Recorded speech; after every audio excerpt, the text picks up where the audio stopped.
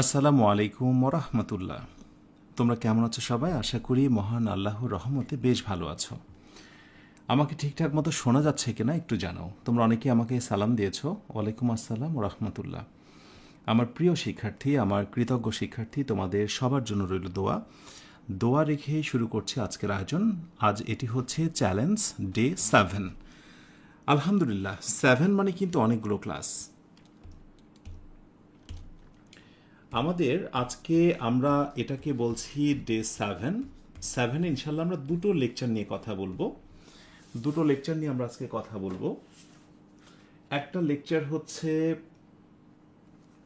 কত হবে আমাদের, একটা হচ্ছে 13 এবং আরেকটি লেকচার হচ্ছে 14।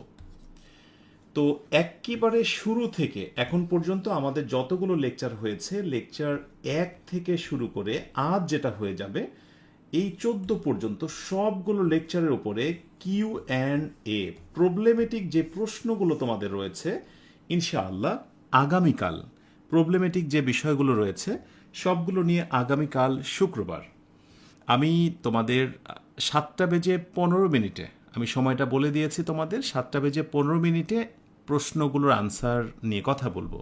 সেটার আমি একটা পোস্ট করেছি এবং তোমরা সকলে রিপ্লাই করেছো। তো আমি সেই পোস্টের নিচেই যে প্রশ্নগুলো করবে সেগুলোরই রিপ্লাই দেব।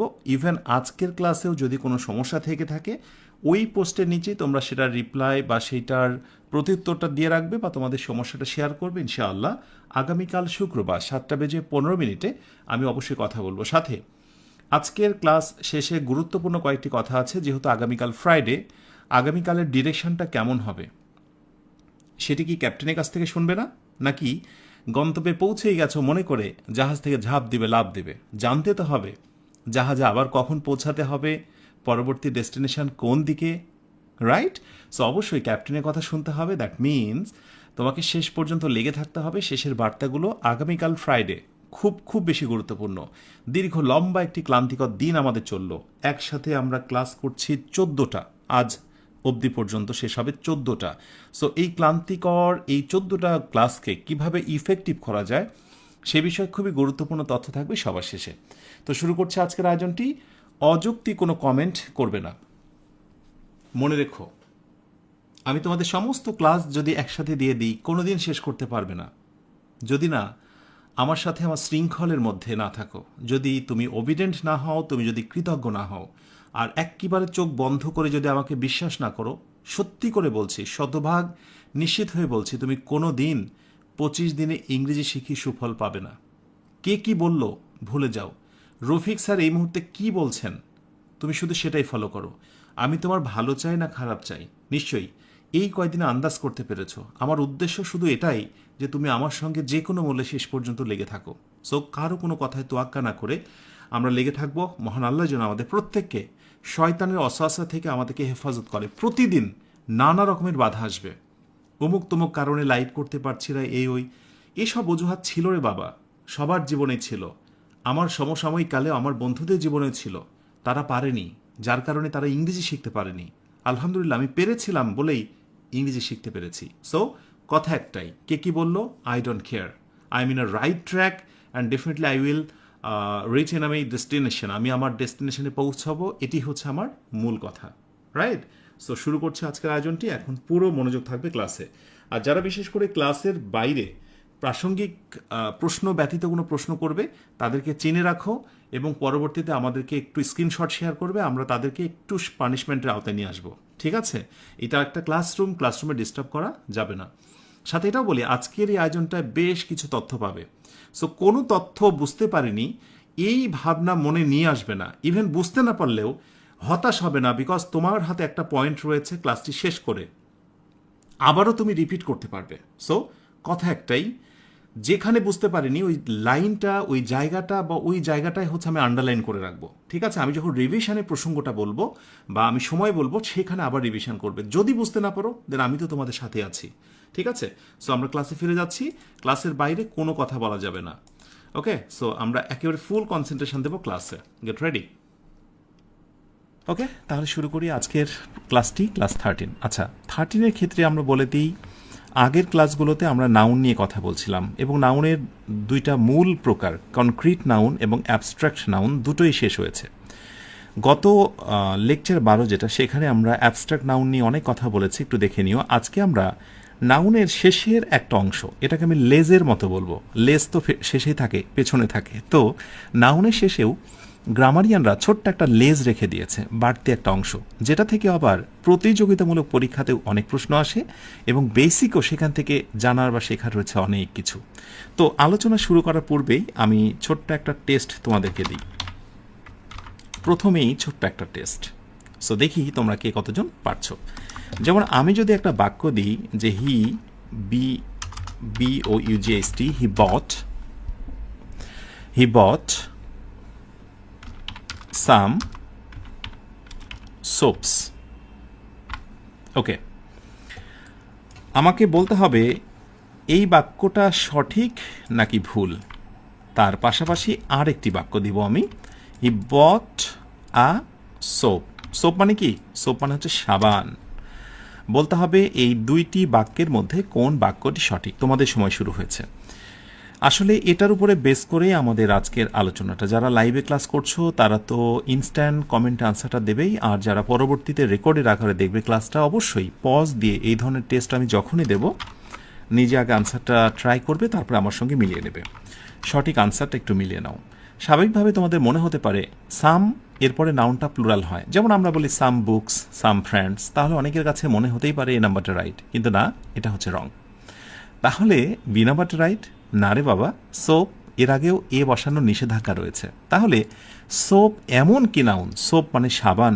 এটা আবার এমন কোন ধরনের নাউন যার সঙ্গে এস যুক্ত করাও অপরাধ হয়েছে, প্লুরাল করাও অপরাধ হয়েছে, আবার এর আগে ডিটারমিনার ব্যবহার করাও অপরাধ হয়েছে, রাইট? এই নাউন নিয়ে আজকে আমরা কথা বলবো, যেই নাউনের নাম হচ্ছে আনকাউন্টেবল নাউন। কি নাউন? আনকাউন্টেবল নাউন, মানে যেগুলোকে গণনা করা যায় না। তাহলে স্বাভাবিকভাবেই আমরা আনকাউন্টেবলের সঙ্গে আরেকটা প্রকার পেয়ে যাব যার নাম হচ্ছে কাউন্টেবল।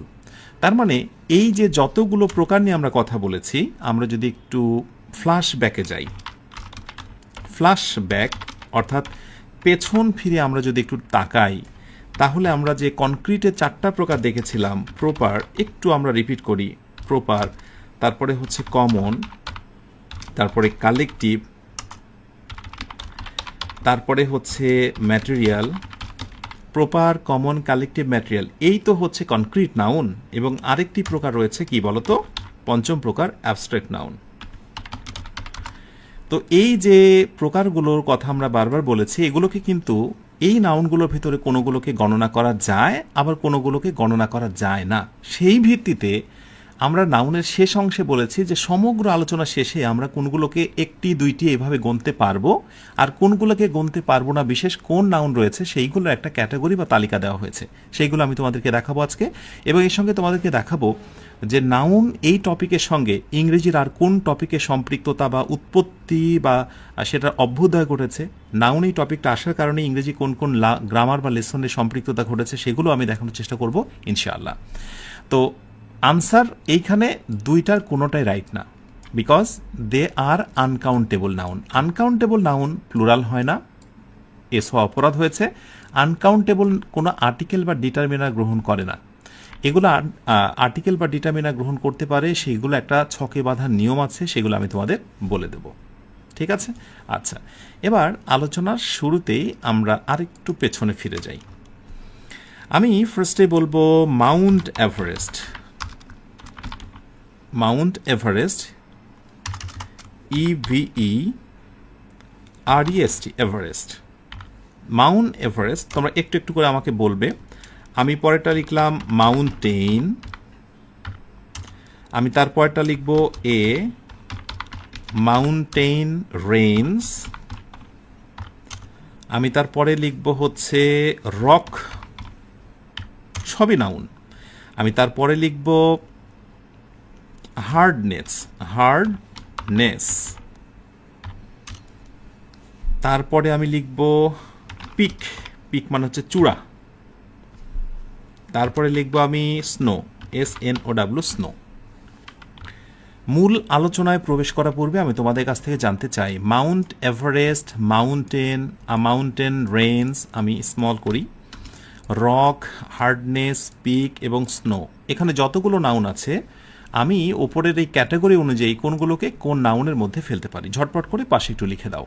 আমি শেয়ার করছি মাউন্ট এভারেস্ট স্পেসিফিক একটা পর্বতের নাম, স্পেসিফিক মাউন্ট এভারেস্ট সবচেয়ে উঁচু, সবচেয়ে মানে টলেস্ট, রাইট? এবং এটা হচ্ছে যে ৮,৮৪৯ মাইল লম্বায় উঁচু।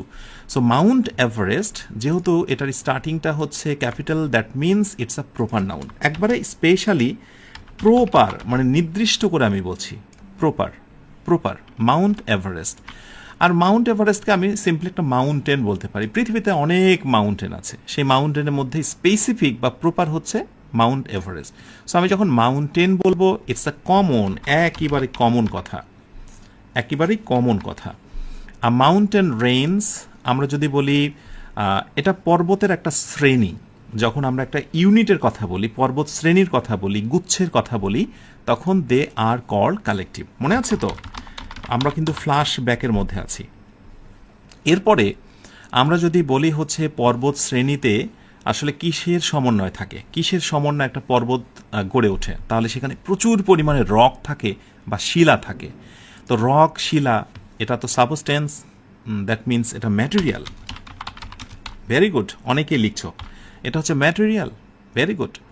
হার্ডনেস আমরা যদি বলি যে এটা খুব শক্ত, মানে রক মানে শিলা, পাথর, এটা খুব শক্ত, কঠিন, সেক্ষেত্রে হার্ডনেস নিশ্চয়ই আগের ক্লাসে তোমরা জেনেছ যখন কোনো অ্যাডজেক্টিভের সাথে নেস থাকে এবং এই শক্ত বিষয়টা ধরা ছোঁয়া যায় না, এটা অনুধাবনের বিষয়, যে তার ভিতরে বিষয়টা কি শক্ত নাকি নরম, এটা অনুধাবনের বিষয়।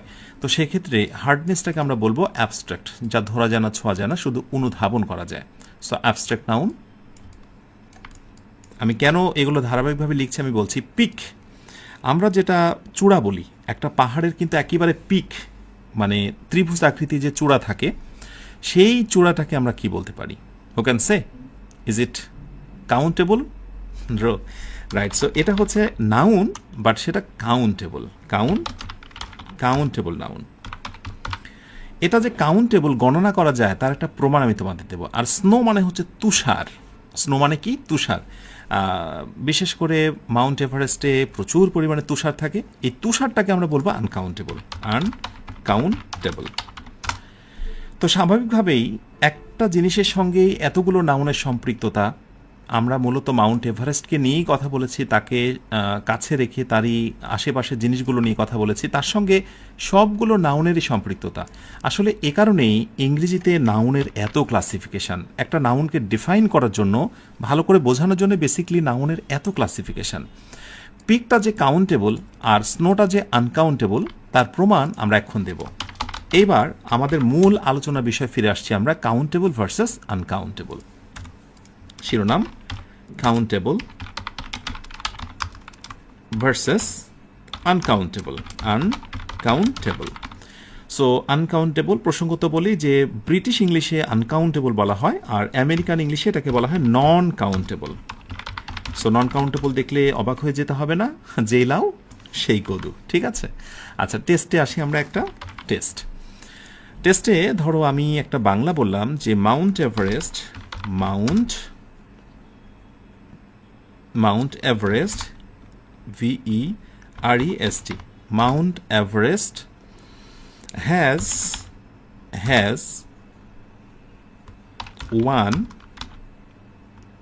significant, FICNT, one significant peak. ওকে, অর্থাৎ মাউন্ট এভারেস্টে একটা তাৎপর্যপূর্ণ চূড়া আছে, উঁচুতে একটা চূড়া রয়েছে। তুমি খেয়াল করে দেখো, পিকটা যে কাউন্টেবল নাউন, এটা যে গণনা করা যায়, তার প্রমাণ আমি দিয়েছি এখানে 1 যুক্ত করে। তার প্রমাণ হচ্ছে 1 যুক্ত করে। তার মানে যখনই আমি কোথাও বলতে পারবো 1টা 2টা 3টা 4টা গণনা করতে পারবো, দে আর কল কাউন্টেবল, যেগুলো গণনা করা যায়। আর যেগুলো গণনা করা যায় না, সেখানে আমি 1টি 2টি বলতে পারবো না। যেমন আমি কোনোভাবেই বলতে পারবো না স্নোর ক্ষেত্রে, ধর আমি স্নো নিয়ে একটা কথা বলছি, স্নো মানে হচ্ছে তুষার।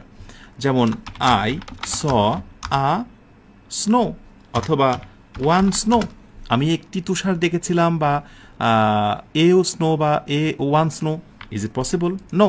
তুমি নিজেও বুঝতে পারছো যে এগুলোর পূর্বে কোনোভাবে একটি বলা যায় না। সো যেগুলোর ক্ষেত্রে একটি, দুটি, তিনটি বলা যায় না, দে আর কল আনকাউন্টেবল। আর যেগুলোতে একটি, দুটি, তিনটি, চারটি এগুলো বলা যায় এবং ক্ষেত্র বিশেষ নাউন প্লুরাল হয়, অর্থাৎ চাইলে এখানে তুমি যদি ওয়ান না করে এখানে যদি টু করতে, তাহলে পিক না হয়ে কথার কথা পিকস হতো। এই বাক্যের ক্ষেত্রে এই কথাটি মানানসই নয়, কিন্তু আমরা টু বুকস বলতে পারি, টু পিকস বলতে পারি, কিন্তু কখনো টু স্নোজ বলতে পারবো না।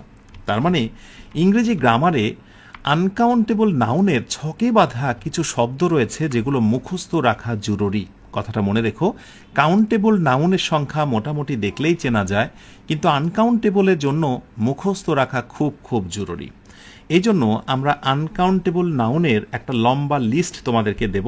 ক্লাসটি শেষ হলেই যারা পেইড ব্যাচে যুক্ত আছো তোমরা সেখানে পেয়ে যাবে। যেমন ধরো আমি কিছু আনকাউন্টেবল নাউনের লিস্ট তোমাদের সঙ্গে শেয়ার করি। They are called always uncountable. Accommodation, bread, luggage, equipment, পাশে বাংলা দেওয়া আছে, একটু দেখে নিও। এটা আমি পেইড যে ব্যাচ আছে যেখানে তোমরা ভর্তি হয়ে আছো সেখানে আমি দিয়ে দেব। নলেজ, জ্ঞান।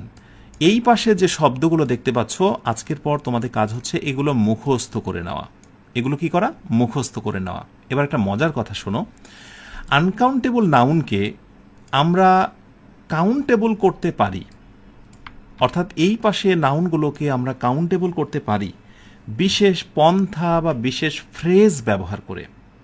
এখানে বলা হয়েছে যে কাউন্টেবল নাউন হতে পারে সেই শব্দগুলোই যদি আমরা পার্টিটিভ ফ্রেজ, এইগুলোকে বলা হচ্ছে পার্টিটিভ ফ্রেজ অথবা ক্লাসিফায়ার, এই বিশেষ ধরনের পার্টিটিভ ফ্রেজ যদি আমরা কোথাও ইউজ করি তাহলে কিন্তু সেই আনকাউন্টেবল নাউনটা কাউন্টেবল হয়ে যায়। এখন প্রশ্ন হচ্ছে এগুলো জেনে লাভটা কি হবে? ইয়েস, আমি তো তোমাদেরকে সেটা দেখাবই। এবার লাভটা একটু ভালো করে দেখে নাও। আসলে তুমি যখন বিভিন্ন প্রতিযোগিতামূলক পরীক্ষা ফেস করতে যাও বা তুমি কিছু লিখতে যাও, যেমন ধরো আমি বললাম যে সে আমাকে একটি উপদেশ দিয়েছিল, তাহলে তুমি কি বলবে? হি গেভ মি আ অ্যাডভাইস। অ্যাডভাইস। তুমি সর্বোচ্চ যেটা করতে পারো যে অ্যাডভাইসের এটা হচ্ছে ভাওয়াল, দ্যাটস ওয়াই তুমি হয়তো বা আর্টিকেল অ্যান ইউজ করতে পারো, রাইট? তুমি বলতে পারো সে আমাকে একটি উপদেশ দিয়েছিল, কিন্তু তুমি কি জানো এই বাক্যটা রং? কেন রং? কারণ বলাই হচ্ছে নির্দিষ্ট কিছু শব্দ আছে তার ভিতরে অ্যাডভাইস হচ্ছে একটা। এই শব্দগুলো অলওয়েজ আনকাউন্টেবল। আনকাউন্টেবল নাউনের আগে এবং পরে কিছু জিনিস বসবে না, সেটা আমি বলছি। তো এই আনকাউন্টেবল নাউন এরা নির্দিষ্ট একটা নিয়ম মেনে চলে। এই বাক্যটাকে তুমি যদি একটি বলতে চাও তাহলে তোমাকে বলতে হবে he gave me a piece. এই যে নিচে আছে এগুলো মুখস্থ করতে হবে ক্লাসটি শেষ করেই। A PIC, piece of advice. A piece of advice. তাহলে কি হলো? সে আমাকে একটি উপদেশ দিয়েছিল। তার মানে আনকাউন্টেবল নাউনকে আনকাউন্টেবলে রাখতে হবে। এই বাক্যটাকে তুমি যদি এইভাবে লিখতে যে হি গেভ মি অ্যাডভাইস, তাহলে বাক্যটা শতভাগ রাইট। অর্থাৎ আনকাউন্টেবল নাউন কখনোই কোনো আর্টিকেল গ্রহণ করবে না। ছোট্ট করে একটা নোট করে নাও তোমরা, গুরুত্বপূর্ণ নোটস। যদি এই নোটগুলো তোমরা পাবে, সেটি হচ্ছে no determiner, no determiner plus uncountable noun, uncountable noun. অর্থাৎ আনকাউন্টেবল নাউনের পূর্বে কোনো ডিটারমিনার ইউজ হবে না। এটা হচ্ছে নাম্বার ওয়ান, প্রথম নাম্বার শর্ত। নাম্বার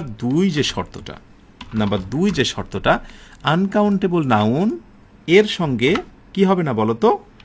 নো এস বা ইএস, নো এস, এস বা ES, no S by S মানে হচ্ছে এর সঙ্গে এস বাই এস হবে না। আমি নো লিখে দিলাম, দ্যাট মিনস এনো নো, যেন বুঝতে পারো যে এস বাই এস বা কোনোভাবে এটাকে প্লুরাল করা যাবে না। অথবা আমি অন্য কথায় বলতে পারি যে নো প্লুরাল। ঠিক আছে, নো প্লুরাল। তাহলে এটা হচ্ছে সবচেয়ে গুরুত্বপূর্ণ দুইটা কথা। এবার একটু মনে করে দেখো তো, এই ধরনেরই কথা আমি কোথায় বলেছিলাম? চলো একটু পেছন ফিরে যাই। ঠিক এই ধরনের কথা আমি বলেছিলাম তোমাদের যখন আমি শিখেছিলাম অ্যাবস্ট্রাক্ট নাউন, অ্যাবস্ট্রাক্ট নাউন এবং ম্যাটেরিয়াল নাউন। অ্যাবস্ট্রাক্ট নাউন এবং ম্যাটেরিয়াল নাউন, আর এখন আমরা দেখছি আনকাউন্টেবল নাউন, তাই না? তার মানে আমরা যদি এর সঙ্গে এই কথাটা যুক্ত করে দিই, অ্যাবস্ট্রাক্ট নাউন, ম্যাটেরিয়াল নাউন এবং আনকাউন্টেবল নাউন। ঠিক আছে, তাহলে এই সবগুলো রুল কিন্তু হচ্ছে একই। আমরা যখন পড়ব তখন তুলনামূলক বিশ্লেষণ করে পড়ব, আগের রুলসগুলোর সঙ্গে আমরা একটু রিপিট করব, যাতে করে আমরা ব্যাপারটা বুঝতে পারি। অ্যাবস্ট্রাক্ট নাউন, ম্যাটেরিয়াল নাউন এবং uncountable noun is equal to same rule. আমি লিখে দিলাম সেম রুল, অর্থাৎ ইংরেজি গ্রামারের ক্ষেত্রে এই তিনটারই হচ্ছে সেম রুল, সেম রুল। পাশাপাশি সব শেষে আরেকটি তথ্য যুক্ত করে নাও, যেটি আমি এর আগে বলেছিলাম, যে আনকাউন্টেবল নাউন প্লাস এরপরে যখন আমরা ভার্ব বসাবো সেই ভার্বটি হয়ে যাবে সিঙ্গুলার। ঠিক একইভাবে আমি তোমাদের শিখেছিলাম যে অ্যাবস্ট্রাক্ট নাউন এবং ম্যাটেরিয়াল নাউন যদি কোনো বাক্যের সাবজেক্ট হয়, ভার্ব হয় সিঙ্গুলার। তার মানে বুঝতে পারছো, অ্যাবস্ট্রাক্ট নাউন, ম্যাটেরিয়াল নাউন এবং আনকাউন্টেবল নাউনের যে লম্বা একটা লিস্ট আমরা দেখতে পেলাম, সেগুলোর হচ্ছে সেম রুল। সো ক্লাসটি শেষ করে তোমার কাজ হচ্ছে এইখানে যতগুলো নাউন তোমরা দেখলে তার অর্থ জেনে এই পাশে এগুলোকে কিভাবে কাউন্টেবল করা যায় সেগুলো একটু মুখস্থ করে নেওয়া, মনে থাকবে। এবং তারপরে সব শেষে আরও কিছু আনকাউন্টেবল নাউনকে কাউন্টেবল করার নিয়ম। এই যে আনকাউন্টেবল নাউন কিন্তু আ পিচ অফ অ্যাডভাইস, মানে একটি উপদেশ দিয়েছিল। তাহলে বলো তো, আমি যদি বলি দুইটি উপদেশ দিয়েছিল, তাহলে হবে two pieces, PIECES, pieces of advice, দুইটি উপদেশ দিয়েছিল। কোনোভাবেই অ্যাডভাইসের সঙ্গেও এস যুক্ত করতে পারবে না। তাহলে লাইটিং, আ ভোল্ট অফ, মুখস্থ অংশ, থান্ডার, এই যে বজ্রপাত, a clap of, a jewellery, a piece of, toast, toast biscuit, a piece of, bar of soap, চমৎকার জিনিস এই বার অফ সোপ, একটি সাবান দিয়েছিল। তুমি চাইলেই সোপের আগে এ ব্যবহার করতে পারছো না, বিকজ এটা গ্রামারের নিয়ম। এই শব্দগুলোকে বেঁধে দেওয়া হয়েছে, যেটি আমি প্রথমেই তোমাদেরকে বুঝিয়েছি। তার মানে আনকাউন্টেবল এবং কাউন্টেবল নাউনের ক্ষেত্রে যে ধরাবাঁধা কিছু নিয়ম আছে, আশা করি সেটা বুঝে নিয়েছো। এবার আসো আমরা যে জায়গাটা ছিলাম সেখানে ফিরে আসি। তাহলে আনকাউন্টেবল নাউন যে লম্বা একটা লিস্ট আমরা দিয়েছি সেটা একটু মুখস্থ করে নিও। এখন আমি যদি একটা টেস্ট দিই তোমাদেরকে এবং যদি বলি যে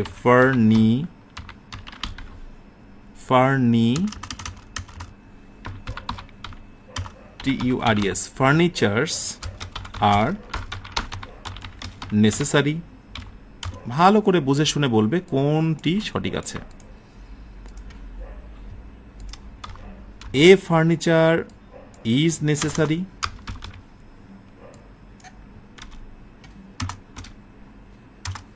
এ ফার্নিচার ইজ নেসেসারি, অথবা a piece of furniture is necessary. বলতে হবে কোন বাক্যটি রাইট রয়েছে। Choose the correct answer. এরপরে আমি তোমাদেরকে দেখাবো এই কারেকশনটার পর যে ইংরেজিতে নাউনের এই ক্লাসিফিকেশন কাউন্টেবল এবং আনকাউন্টেবল, অর্থাৎ গণনাযোগ্য নাউন আর অগণনাযোগ্য নাউন, এটা আবিষ্কার হওয়ার ফলে ইংরেজিতে আর কিসের কিসের উৎপত্তি ঘটেছে। মাশাআল্লাহ, অনেকে আনসার করেছ, সুন্দর। ফার্নিচার্স, এটিকে আমরা আনকাউন্টেবল নাউন হিসেবে স্বীকৃতি দিয়েছি। ওই যে একটু আগে যেটা দেখালাম সেখানে লিস্টটা রয়েছে, দেখে নিও। আনকাউন্টেবল নাউনের সঙ্গে এস বা ইয়ের যুক্ত হয় না, সেটা তো এমনিতে আনকাউন্টেবল। আনকাউন্টেবলকে তুমি আবার কিভাবে অনেকগুলো বলবে, সেটা তো নিজেই আনকাউন্টেবল। সো দ্যাটস ওয়াই ফার্নিচার্সের সঙ্গে এর যুক্ত হওয়ার কারণেই এটি রং হয়েছে। সো আমি এটাকে বলবো রং। অ্যান্ড ফার্নিচার, আমরা বলেছি যে আনকাউন্টেবল নাউনের আগে একটি বলা যাবে না, কারণ জিনিসটাই তো আনকাউন্টেবল, যা গণনাই করা যায় না তাকে আমি কিভাবে একটি বলি, একটি বলা যাবে না। অনেকে প্রশ্ন আসতে পারে ফার্নিচারকে কেন আমি একটি বলতে পারবো না। আসলে ফার্নিচার বলতে কিন্তু আমরা স্পেসিফিকভাবে চেয়ার, টেবিল, আলমারি এগুলো বলছি না। তার মানে বিষয়টা আনকাউন্টেবল, পুরো একটা খণ্ডের মতো হয়ে আছে। সেক্ষেত্রে ফার্নিচার এটি আনকাউন্টেবল, আর কাউন্টেবল হচ্ছে চেয়ার, আর টেবিল, আর আলমারি, ঠিক আছে, ইত্যাদি। সো ফার্নিচার হবে না, এটিও একটি wrong answer. Okay, so piece of furniture আমরা বলতে পারি একটি ফার্নিচার। এ পিচ অফ বলতে এর মধ্যে হয়তো বা আলমারি লুকোনো আছে, চেয়ার, টেবিল, খাট, এবং আমরা নিয়ম মেনে পার্টিটিভ ফ্রেজ বা ক্লাসিফায়ার এই শব্দ ব্যবহার করে ফার্নিচারটাকে আমরা আনকাউন্টেবল থেকে কাউন্টেবলে রূপান্তর করেছি। এই জন্য আমরা ইজ নিয়েছি এবং এই বাক্যটিকে আমি রাইট করেছি। ঠিক আছে, সো আশা করি তোমাদের এই বিষয়টা মনে থাকবে। সো আমি বাক্যটাই কিন্তু এভাবে বলতে পারতাম যে ফার্নিচার ইজ নেসেসারি। এই বাক্যটাও রাইট, কারণ আনকাউন্টেবল নাউন এবং তারপরে ভার্ব হয় কি বলতো, সিঙ্গুলার, যেটা কিনা আমি একটু আগে তোমাদের বলেছি। আমি যত কথাই বলবো, যে জায়গাটা তুমি বুঝবে না, দয়া করে রিকোয়েস্ট করব ক্লাসটা আবার তুমি রিপিট করবে। ইংরেজি শেখার ক্ষেত্রে তুমি যদি ডেডিকেটেড হতে চাও, আমি শিখতেই চাই, তাহলে তোমাকে দুইটা কাজ করতে হবে। একটা হলো ক্লাস করার সময় নোট না করে শুধু ক্লাস শেষ করে দাও, পরবর্তীতে নোটস করব বলেই তুমি ক্লাসটা আবার দেখা শুরু করো। এভাবে দুইবার যদি একটা ক্লাস করো, একবার শুধু ক্লাস করা আর আরেকবার নোটস করার জন্য ক্লাস করা, বিশ্বাস করো এমন কোনো জায়গা, এমন কোনো অংশ থাকবে না যেখানে তোমার কাছে অবোঝার মতো কিছু একটা হবে। প্রসঙ্গত এটা বলে দিই, তুমি যে মানেরও শিক্ষার্থী হও না কেন, এই কোর্সে যুক্ত থাকো, বিশ্বাস করো সকল ডিমান্ডই তোমার পূরণ করবে এই কোর্সটা। ফার্নিচার ইজ নেসেসারি, সো এটাকে আমরা রাইট বলবো। তাহলে এখানে রাইট উত্তর কয়টা বলো তো? রাইট উত্তর হচ্ছে 2টা। এইবার আমরা আসব যে ইংরেজি গ্রামারে এই কাউন্টেবল এবং আনকাউন্টেবল এটা উৎপত্তি হওয়ার কারণে ইংরেজিতে আর কিসের কিসের উৎপত্তি হয়েছে দেখতে চাও? আচ্ছা, যেমন ধরো যেগুলোকে গণনা করা যায় আর যেগুলোকে গণনা করা যায় না। তাহলে আমি একটাকে বললাম হচ্ছে বুক, একটাকে বললাম হচ্ছে বুকস। এটা গণনা করার মতো নয়, আর এটা যে গণনা করা যায় সেটা আমি ভেবে নিয়েছি। তো যেহেতু গণনা করা যায় আর যায় না, এই জন্য ইংরেজি গ্রামারে একটা টপিকের উৎপত্তি হয়েছে যার নাম হচ্ছে নাম্বার। তার নাম কি বলতো? নাম্বার। নাম্বার এই বিশেষ লেসনটা মূলত নাউনের সঙ্গে সম্পৃক্ত। কেন সম্পৃক্ত? কারণ এখানেই কিন্তু তোমার সিঙ্গুলার এবং এখানেই কিন্তু তোমার প্লুরাল আছে। অর্থাৎ কিভাবে একটা নাউনকে সিঙ্গুলার থেকে প্লুরাল করা যায়।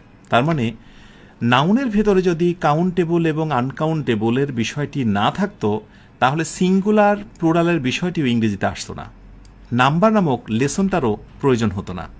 এবং আরেকটি বিষয়ের উদয় হয়েছে, সেটি হচ্ছে ইংরেজিতে এই কাউন্টেবল এবং আনকাউন্টেবলের উত্থান বা আগমন হওয়ার কারণেই ইংরেজিতে আরেকটি টপিকের সূচনা হয়েছে, সেটি হচ্ছে ডিটারমিনার। ডিটারমিনার ডিটারমিনার নিয়ে বারবার আমি একটু একটু কথা বলেছি, হয়তোবা কতটুকু মনে রাখতে পেরেছ আমি জানি না।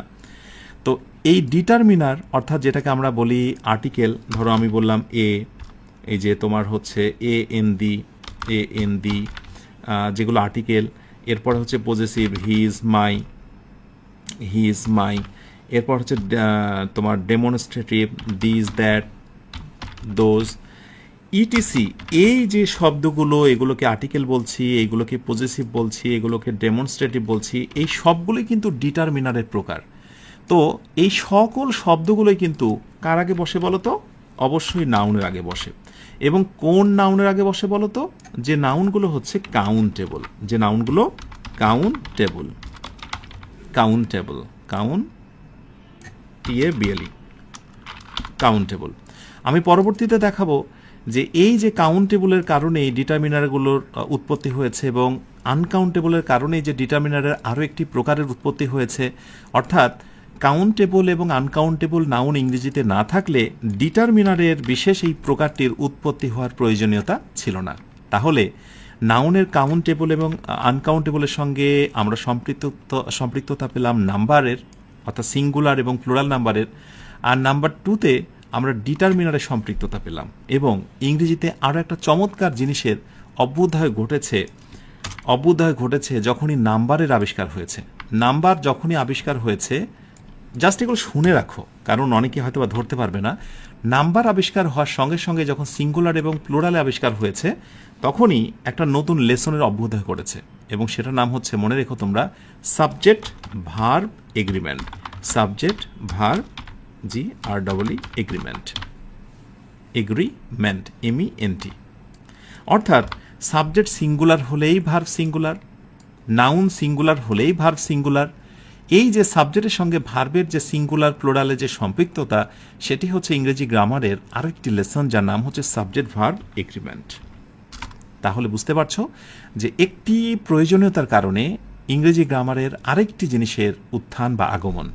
তো আমরা এক এক করে সবে আলোচনা করব। যেমন বিশেষ করে আগামী আমার ক্লাসটা হবে, মূল ফোকাসিং যে ক্লাসটা হবে, সেখানে ডিটারমিনার নিয়ে আমি কথা বলবো, এবং নাউনের সঙ্গে আর কোন কোন টপিকের সম্পৃক্ততা রয়েছে আমি সেটা তোমাদের সামনে তুলে ধরবো।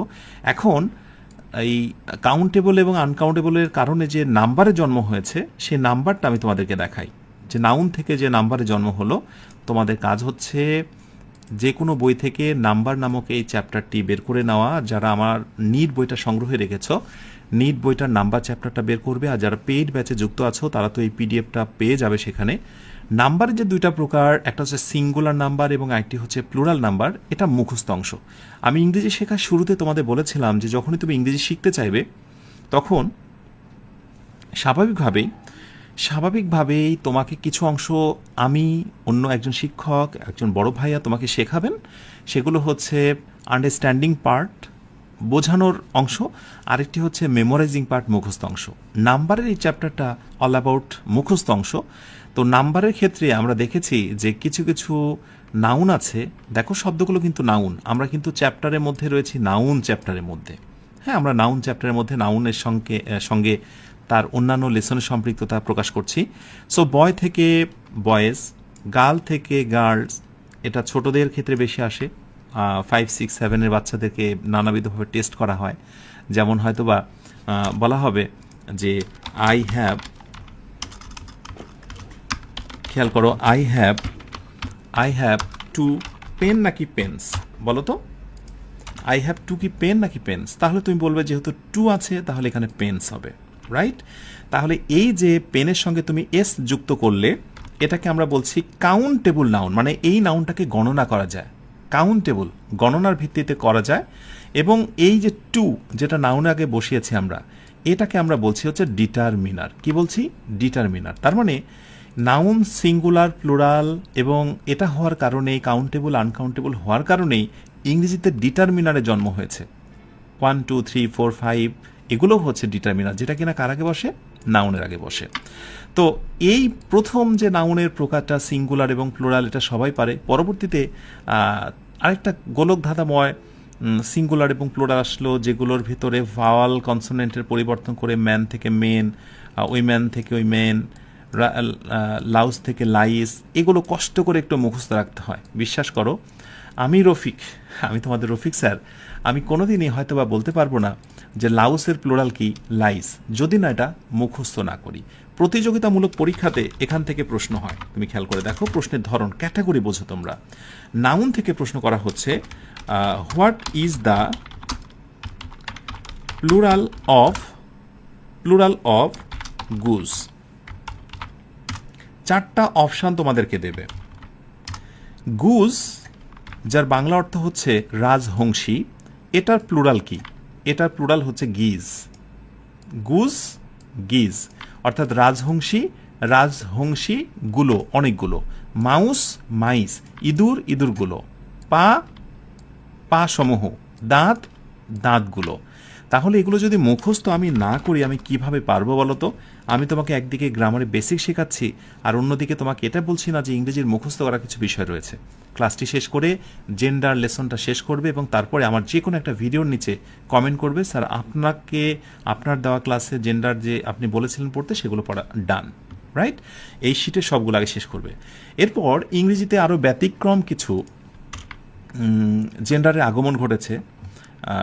তোমার নাম্বারের আগমন ঘটেছে, জেন্ডার বলছি, নাম্বার বলবো তো জেন্ডার হয়েছে। নাম্বারে আগমন ঘটেছে যে নাম্বারগুলো প্রতিযোগিতামূলক পরীক্ষাতে, বিশেষ করে এই হায়ার এক্সামগুলোতে প্রচুর পরিমাণে এগুলো আসছে। এবং বিশ্বাস করো, এই মুহূর্তে আমি তোমাদেরকে যেগুলো মুখস্থ করতে বলবো, প্রতিযোগিতামূলক পরীক্ষাতে প্রায় প্রতিটা শিক্ষার্থী যারা বিগত বছরে প্রশ্ন অ্যানালাইসিস করে তারা কোনো না কোনো জায়গায় এই প্রশ্নগুলো দেখেছে। হঠাৎ করে প্রশ্ন করা হয়, what is the plural of analysis? অ্যানালাইসিসের প্লুরালটা কি? দেখো, একবারে ব্যতিক্রম। এটা কিন্তু বয় থেকে বয়েজ, কাউ থেকে কাউজ এমন নয়। তার মানে এগুলো মুখস্থ অংশ। সো বেসিস মানে ভিত্তি, এটার প্লুরাল কি? বেসিস। দেখেছো, পুরোটাই চেঞ্জ। ফোকাস, কোনো মিল আছে এগুলো?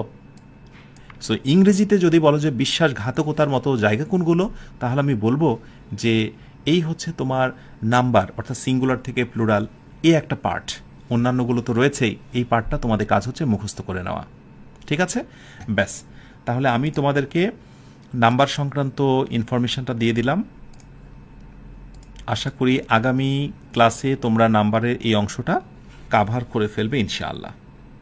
তাহলে সবশেষে আয়োজনের শেষে এবার একটু কয়েকটা প্রশ্ন করেই দেখি যে তোমরা ঠিকঠাক মতো আনসার দিতে পারছো কি না।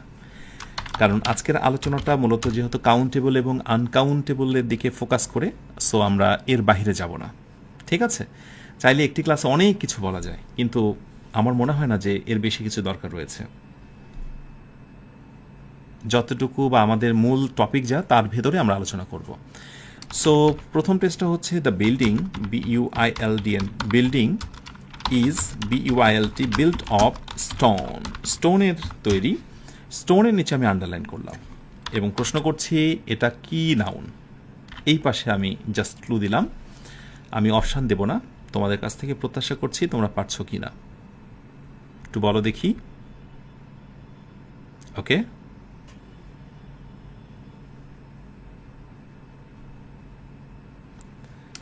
I found ... happiness. হ্যাপিনেস, এইখানে আমি অপশানে বলবো PIE, piece of, I find a pitch of happiness. Option B, a burst of happiness.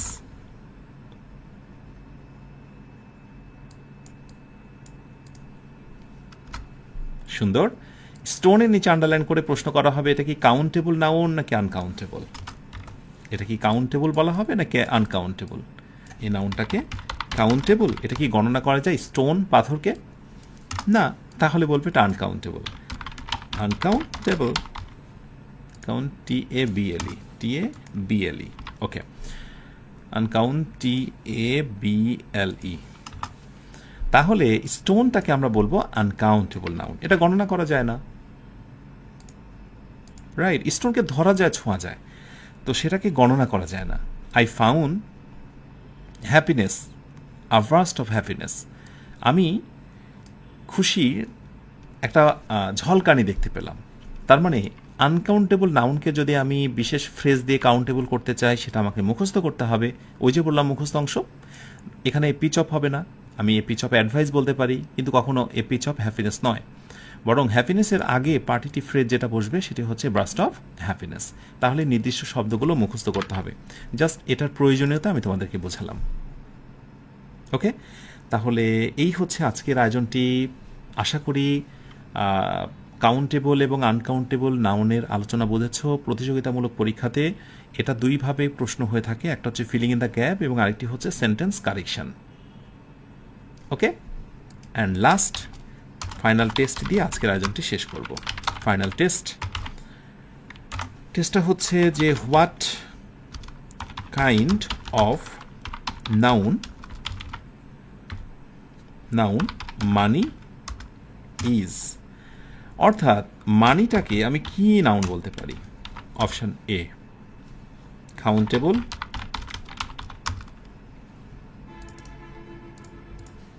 Option B uncountable,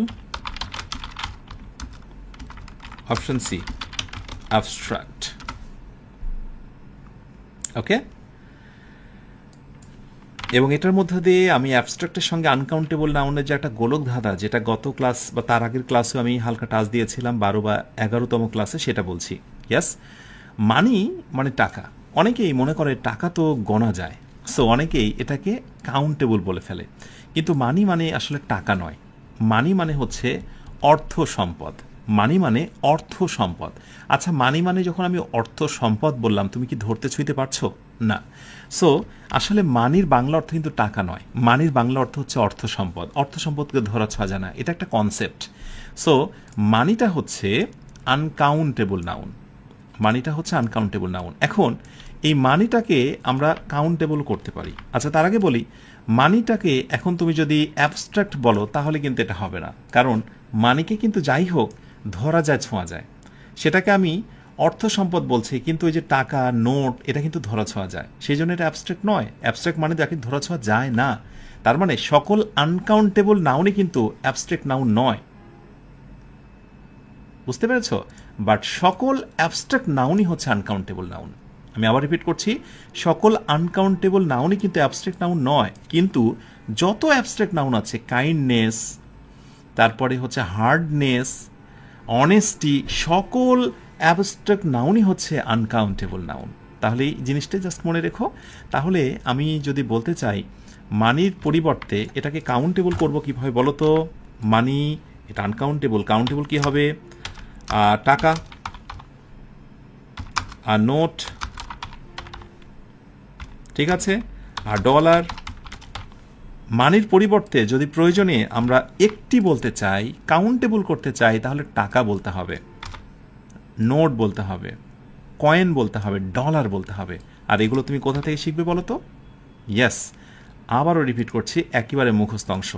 যারা মুখস্থ করবে না তাদেরকে আমি এটা বলবো যে এই ক্লাসগুলো খুব বেশি কাজে দেবে না, কারণ কোনো না কোনো সময়ে ঘুরে ফিরে এই শব্দগুলো কিন্তু বারবার আসবে। যেমন মানি, এটা হচ্ছে আনকাউন্টেবল নাউন, আর তার কাউন্টেবল হচ্ছে নোট আর টাকা আর কয়েন আর ডলার। তাহলে আমি যদি বলি, একটু বলো তো, শেষ টেস্ট, মানে শেষ করতে চাচ্ছি না কারণ ক্লিয়ার করতে চাই। আমি যদি বলি আমাকে হি gave me a money, is it right? তোমার কি মনে হয় এই বাক্যটাকে আমি কোনোভাবে সঠিক বলতে পারি? নো, মারাত্মক অপরাধ। কারণ মানি হচ্ছে আনকাউন্টেবল নাউন। এই লিস্ট আনকাউন্টেবল নাউন আর্টিকেল গ্রহণ করে না। একটু মনে করে দেখো তো বলেছে কি না? কোনো আর্টিকেল, কোনো ডিটারমিনার গ্রহণ করে না। আচ্ছা, করলো না, তাহলে এটা ভুল। সো আমি যদি বলতে চাই সে আমাকে একটা টাকা দিয়েছিল, তাহলে কি বলবো বলো তো? হি গেভ মি আ টাকা, হি গেভ মি আ টাকা, সে আমাকে একটা টাকা দিয়েছিল। তাহলে আশা করি বুঝতে পেরেছ। এই ধরনের কারেকশানগুলোই তোমাদের প্রতিযোগিতামূলক পরীক্ষাতে আসে, ইনসিওর ডাবলার। অথচ তোমরা ভাবো যে ইংরেজি হচ্ছে অন্য লেভেলের কিছু। বিসিএসের জন্য ইংরেজি একরকম, স্পোকেনের জন্য একরকম, রিটেনের জন্য আরেক রকম, একাডেমিকের জন্য একরকম। আরে না রে বাবা, ইংরেজির কোনো জাত ধর্ম নেই। ভালোভাবে পড়তে থাকো, আজকের ছোট্ট এই লেসনটা ভালো করে শিখে নাও ইনশাআল্লাহ। আগামী লেসনে কি পড়াবো একটু গেস করো।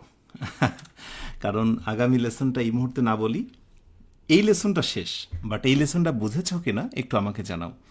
আর এটা বলে দিই যে প্রচুর তথ্য, বাট এটা তো ঠিক যে যত তথ্যই হোক না কেন, দিন শেষে মূলত কিন্তু এই তথ্যগুলো তোমার জমা রাখার দায়িত্ব কিন্তু তোমার। আর তথ্য নিতে পারছি না এটা বলবে না, বিকজ তথ্য নিয়েই তোমাকে সমৃদ্ধ হতে হবে। এখন শুধুমাত্র কাজ হলো আমি যা দিচ্ছি এগুলো জাস্ট ধরে রাখা, রেখে দেওয়া, সময় সুযোগ পেলেই বারবার রিভিশন করা। একসময় তুমিও হয়ে উঠবে একজন খ্যাতনামা গ্রামারিয়ানের মতো একজন ব্যক্তি। তুমিও হয়ে উঠবে তোমার প্রিয় একজন মানুষের মতো, যে কিনা খুব ভালো, যাকে তুমি ফলো করো, তার মতো হতে চাও। সো দোয়া থাকবে এটাই যে লেগে থাকতে হবে। আমার যেমন সময় লেগেছে কয়েকটা যুগ, অনেক বছর, তোমার কিন্তু এত সময় লাগবে না। স্মার্ট এই সময় এসে তুমি সব কিছুকে খুবই শর্টেস্ট ওয়েতে শিখতে পারছো। এটাই কি আশীর্বাদ নয়? অবশ্যই। আয়োজনটা কেমন এনজয় করেছো একটু জানাও। আমরা ছোট্ট একটা নাশিদ প্লে করব, এরপরে ইনশাল্লাহ আমরা ফিরে আসবো আবারও পরবর্তী লেকচারে। গেস করতে থাকো পরবর্তী লেসন আমরা কিসের ওপরে নেব। ঠিক আছে, তোমাদের কমেন্টের দিকে নজর রেখে আমরা দ্বিতীয় আয়োজনে যাব, বাট ছোট্ট একটা নাশিদের মধ্য দিয়ে। শিথিলায়ন, আর অবশ্যই সবশেষে কিন্তু গুরুত্বপূর্ণ কথা আছে, শুনতে হবে।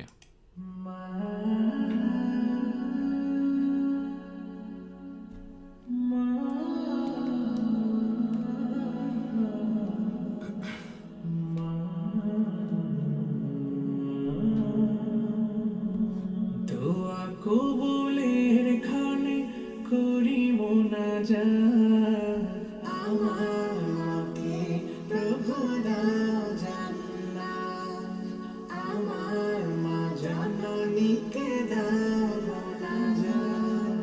দোয়া কবুলের খানে করি মোনাজাত, আমার মাকে প্রভু দাও জান্নাত, আমার মা জননীকে দাও মোনাজাত। মাসে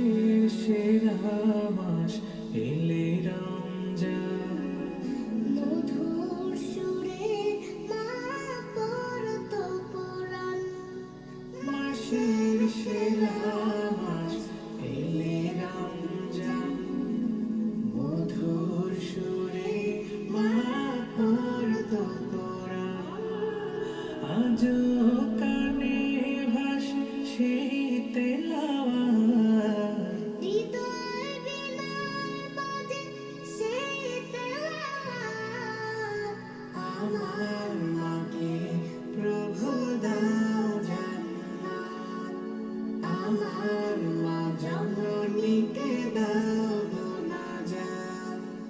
মাঝরাতে সাহারি রান্না করে ডাকতো আমায় মা আদর করে। মাঝরাতে সাহারি রান্না করে ডাকতো আমায় মা আদর করে। আমার তরে কত কেটেছিল রাত, মস্তকে রেখেছিল মায়া ভরা হাত। আমার মাকে প্রভু দাও জান্নাত, আমার মা জননীকে দাও গো নাজাত। দোয়া কবুলের খানে করিব নাজাত, আমার মাকে প্রভু দাও জান্নাত, আমার মা জননীকে দাও গো নাজাত, আমার মাকে প্রভু দাও জান্নাত।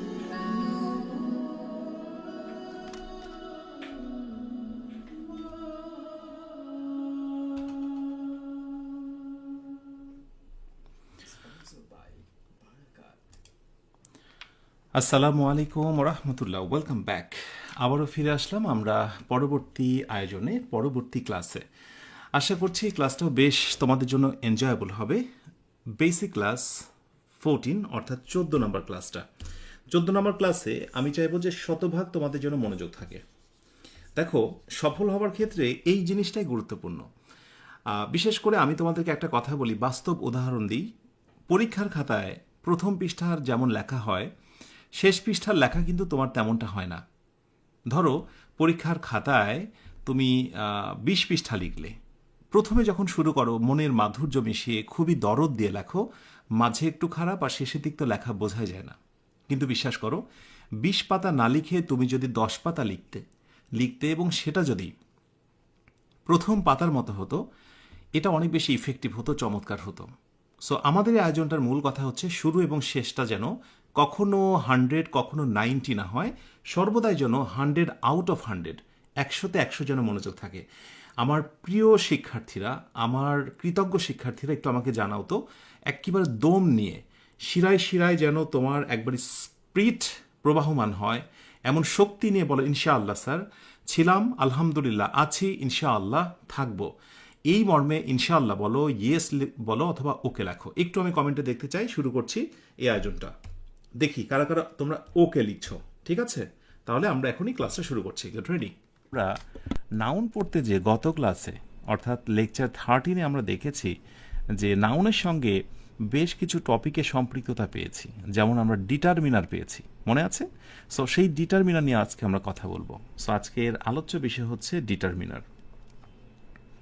সো এটি হচ্ছে ইন্ট্রো ক্লাস। আমি এটার শিরোনাম দিচ্ছি intro class determiner. Intro class determiner অর্থাৎ ডিটারমিনারের প্রারম্ভিক একটা ক্লাস। কারণ ডিটারমিনারের বেশ কয়েকটা ক্লাস নেব, কারণ এখানে অনেক কিছু শেখার রয়েছে। সো ডিটারমিনার, আমি এর সঙ্গে আজকের ডিটারমিনারের যে বিষয়টিকে প্রাধান্য দেব, অ্যান্ড ইটস, এটার অর্থাৎ ডিটারমিনার এর ইটস কি দেব আমরা? Its cause of origin. Cause of origin অর্থাৎ এই ডিটারমিনার কেন উৎপত্তি হলো, ডিটারমিনার না থাকলেই বা কী সমস্যা হতো, এই সামগ্রিক বিষয় নিয়ে আজকে আমরা কথা বলবো। খুব মনোযোগ দিয়ে ক্লাস করতে হবে। যারা পেইড ব্যাচে যুক্ত আছো, টেনশনের কোনো কারণ নেই, তারা এই নোটটা পেইড ব্যাচে ক্লাসটি শেষ হওয়া মাত্রই পেয়ে যাবে। কেমন?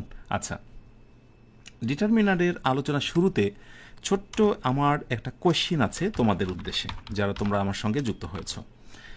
প্রশ্নটা হচ্ছে, একটু ভালো করে চোখ কান খোলা রেখে শুনতে হবে এবং বুঝতে হবে। সেটা হলো যে, ধরো আমি একটি প্রশ্ন দিলাম, সেটা হচ্ছে I have no news for you, অর্থাৎ তোমার জন্য আমার কাছে কোনো খবর নেই। I have no news for you. আমি নোয়ের নিচে আন্ডারলাইন করলাম, ওকে, এবং নোয়ের নিচে আন্ডারলাইন করে বললাম যে এটা কোন পার্টস অফ স্পিচ। একটু ফিল করো।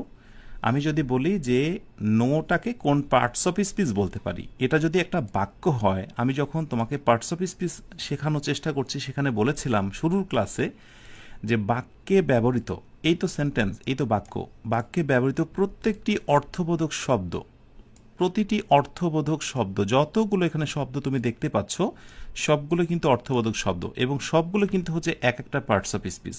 অর্থাৎ কোনোটা নাউন, কোনোটা ভার্ব, কোনোটা অ্যাডজেক্টিভ, কোনোটা অ্যাডভার্ব, কোনোটা প্রেপোজিশন, ইন্টারজেকশন, কনজাংশন। এখন নোটাকে আমরা কি বলতে পারি? আমি জানি তোমরা অনেকেই হয়তো আনসার দিয়েছ, কিন্তু এখানে একটা মজার টুইস্ট অপেক্ষা করছে তোমাদের জন্য। দুইটা টুইস্ট, একটা আনসার এবং আরেকটি হচ্ছে মানে কোয়েশ্চেনটা কোথা থেকে আমি নিয়েছি সেই সোর্সটা আমি তোমাদেরকে বলবো।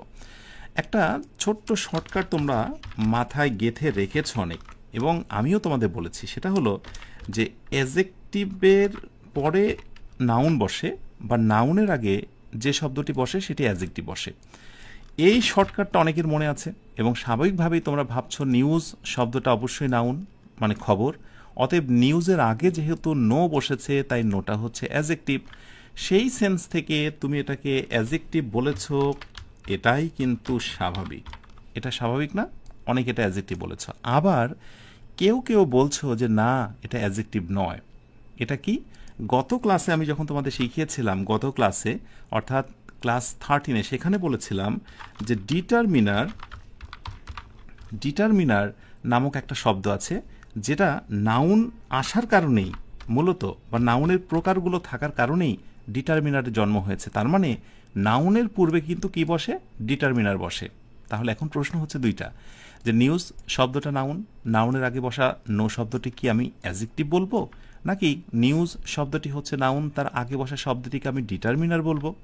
ব্যাস, এখন আমি যদি এইখানে দুইটা অপশান করে দিই, অপশান এ আমি যদি বলি এটা কি অ্যাজেক্টিভ, অপশান বি আমি বলি এটার নাম হচ্ছে ডিটারমিনার, আর তোমাকে কনফিউজড করার জন্য আমি আরেকটি অপশান দিলাম যে বোথ, দুইটাকেই আমি সঠিক বলতে পারি। বলো তো দেখি তুমি এটাকে কি বলবে। আমি কমেন্টে নজর রাখছি, বিশেষ করে এই ক্লাসগুলো যারা পরবর্তীতে রেকর্ড করবে তারা অবশ্যই এই টেস্টগুলো একটু পজ দিয়ে থামিয়ে করবে। ওকে, স্বাভাবিকভাবেই একটা বিষয় তোমরা সবাই জেনে রাখো যে নো শব্দটিকে অ্যাডজেক্টিভ বলাটা একটা অন্যায়। কেন অন্যায় একটু পরে আলোচনায় জানতে পারবে। আসলে এখানে মূলত এই নোটা হচ্ছে ডিটারমিনার। নোটার নাম কি? ডিটারমিনার। এটা অ্যাডজেক্টিভ নয়। কেন নয়? ছোট্ট একটু কারেকশান করে দিয়ে আমাদের আলোচনাটা শুরু করি। অ্যাডজেক্টিভ হতে গেলে তার তিনটা ফর্ম থাকা জরুরি। যখন আমরা অ্যাডজেক্টিভ আলোচনা করব বিশদভাবে, সেইখানে ডেসক্রিপটিভ অ্যাডজেক্টিভ বা বর্ণনা করে যেগুলো নাউন প্রোনাউনের দোষ গুণ, এই অ্যাডজেক্টিভের তিনটা ফর্ম থাকা জরুরি। একটা হচ্ছে পজিটিভ, আরেকটা হচ্ছে কম্পারেটিভ, এবং আরেকটি হচ্ছে সুপারলেটিভ,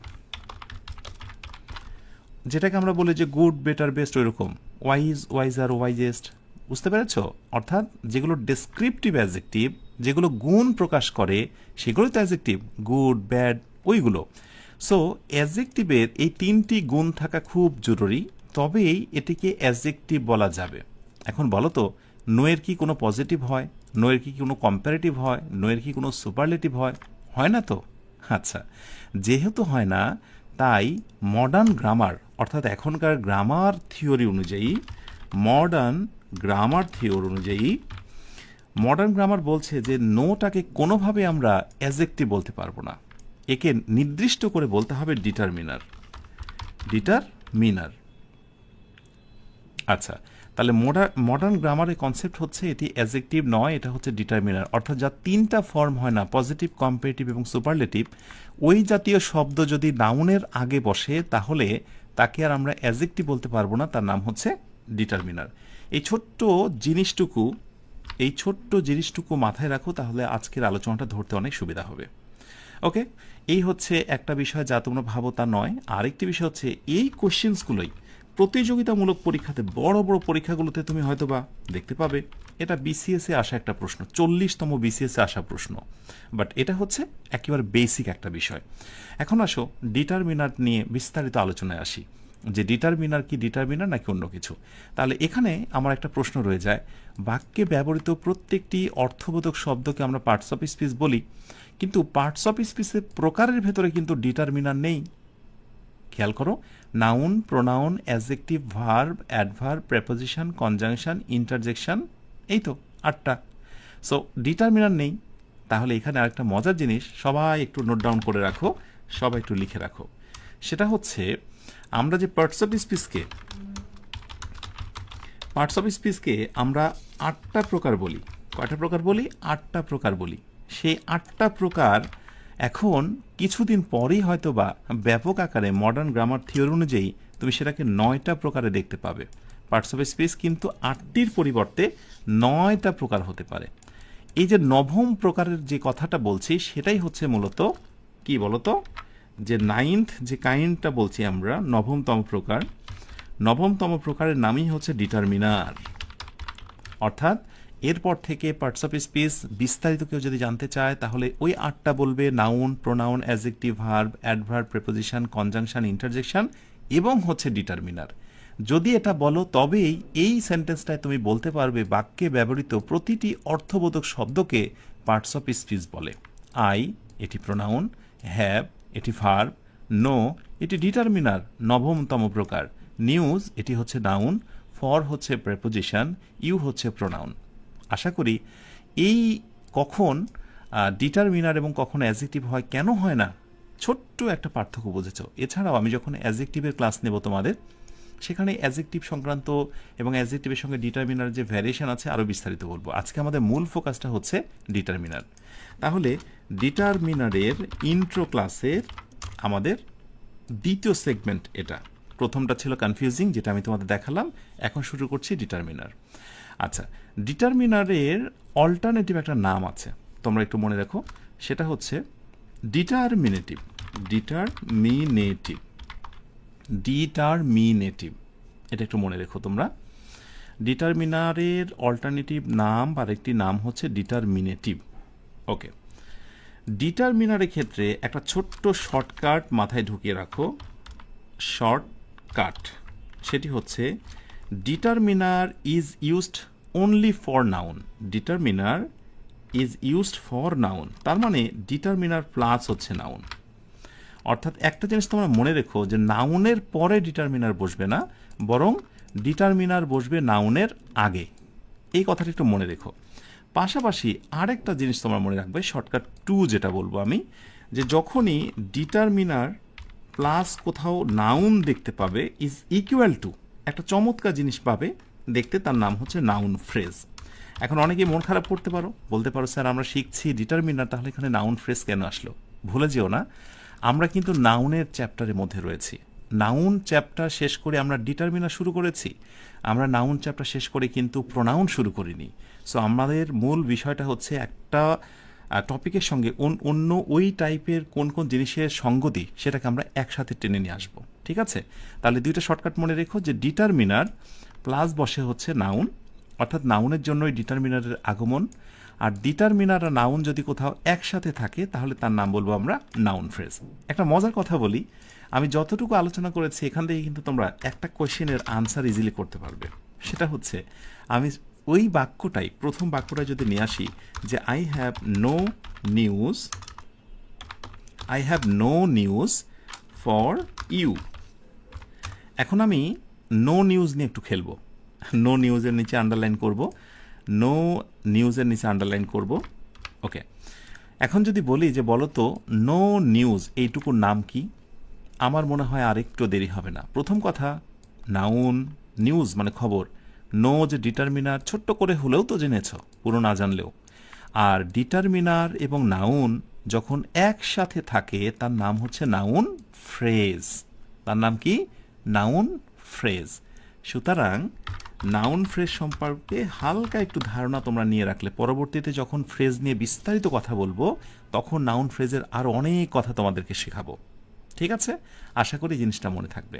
পাশাপাশি আরেকটা জিনিস ছোট্ট করে এই নোটসটা তোমরা করে রাখো, যেহেতু নাউন ফ্রেজ বললাম। নাউন ফ্রেজের পাশে লিখবে যে determiner plus dot dot dot dot noun, right?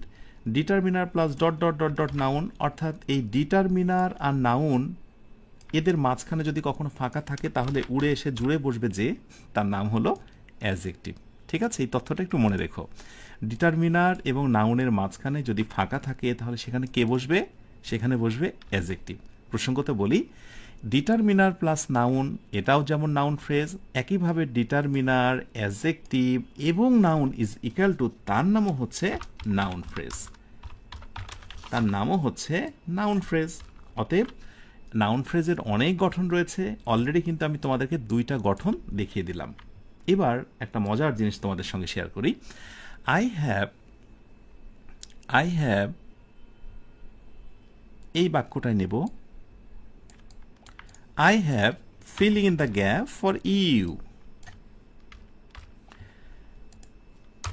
এই ফিলিং ইন দ্য গ্যাপের রাইট আনসার কি হবে?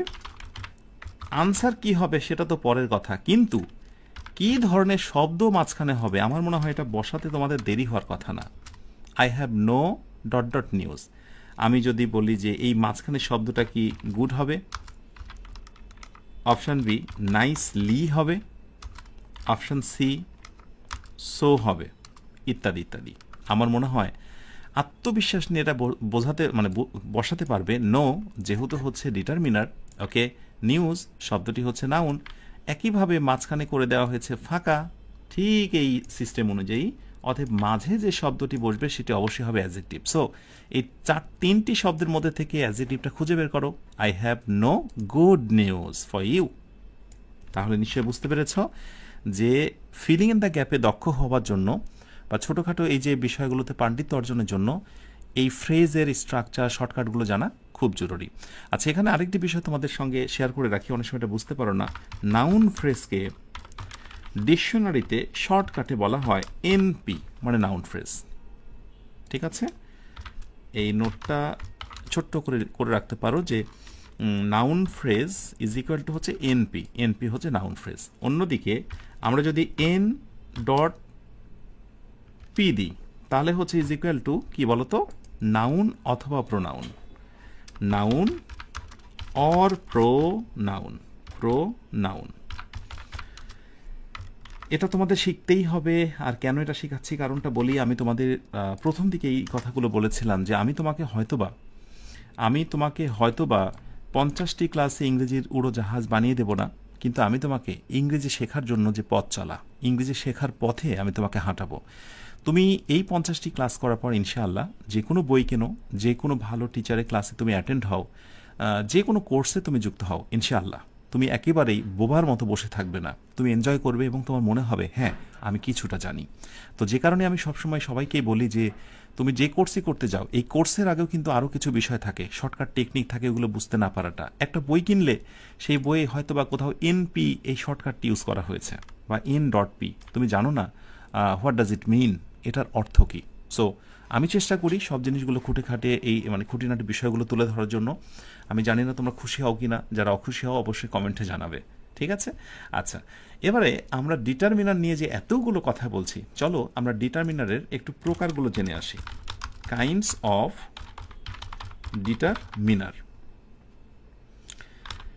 অফ ডিটারমিনার্স, অর্থাৎ ডিটারমিনার প্রকার কতগুলো রে বাবা? ডিটারমিনার কি ধরন আছে নাকি?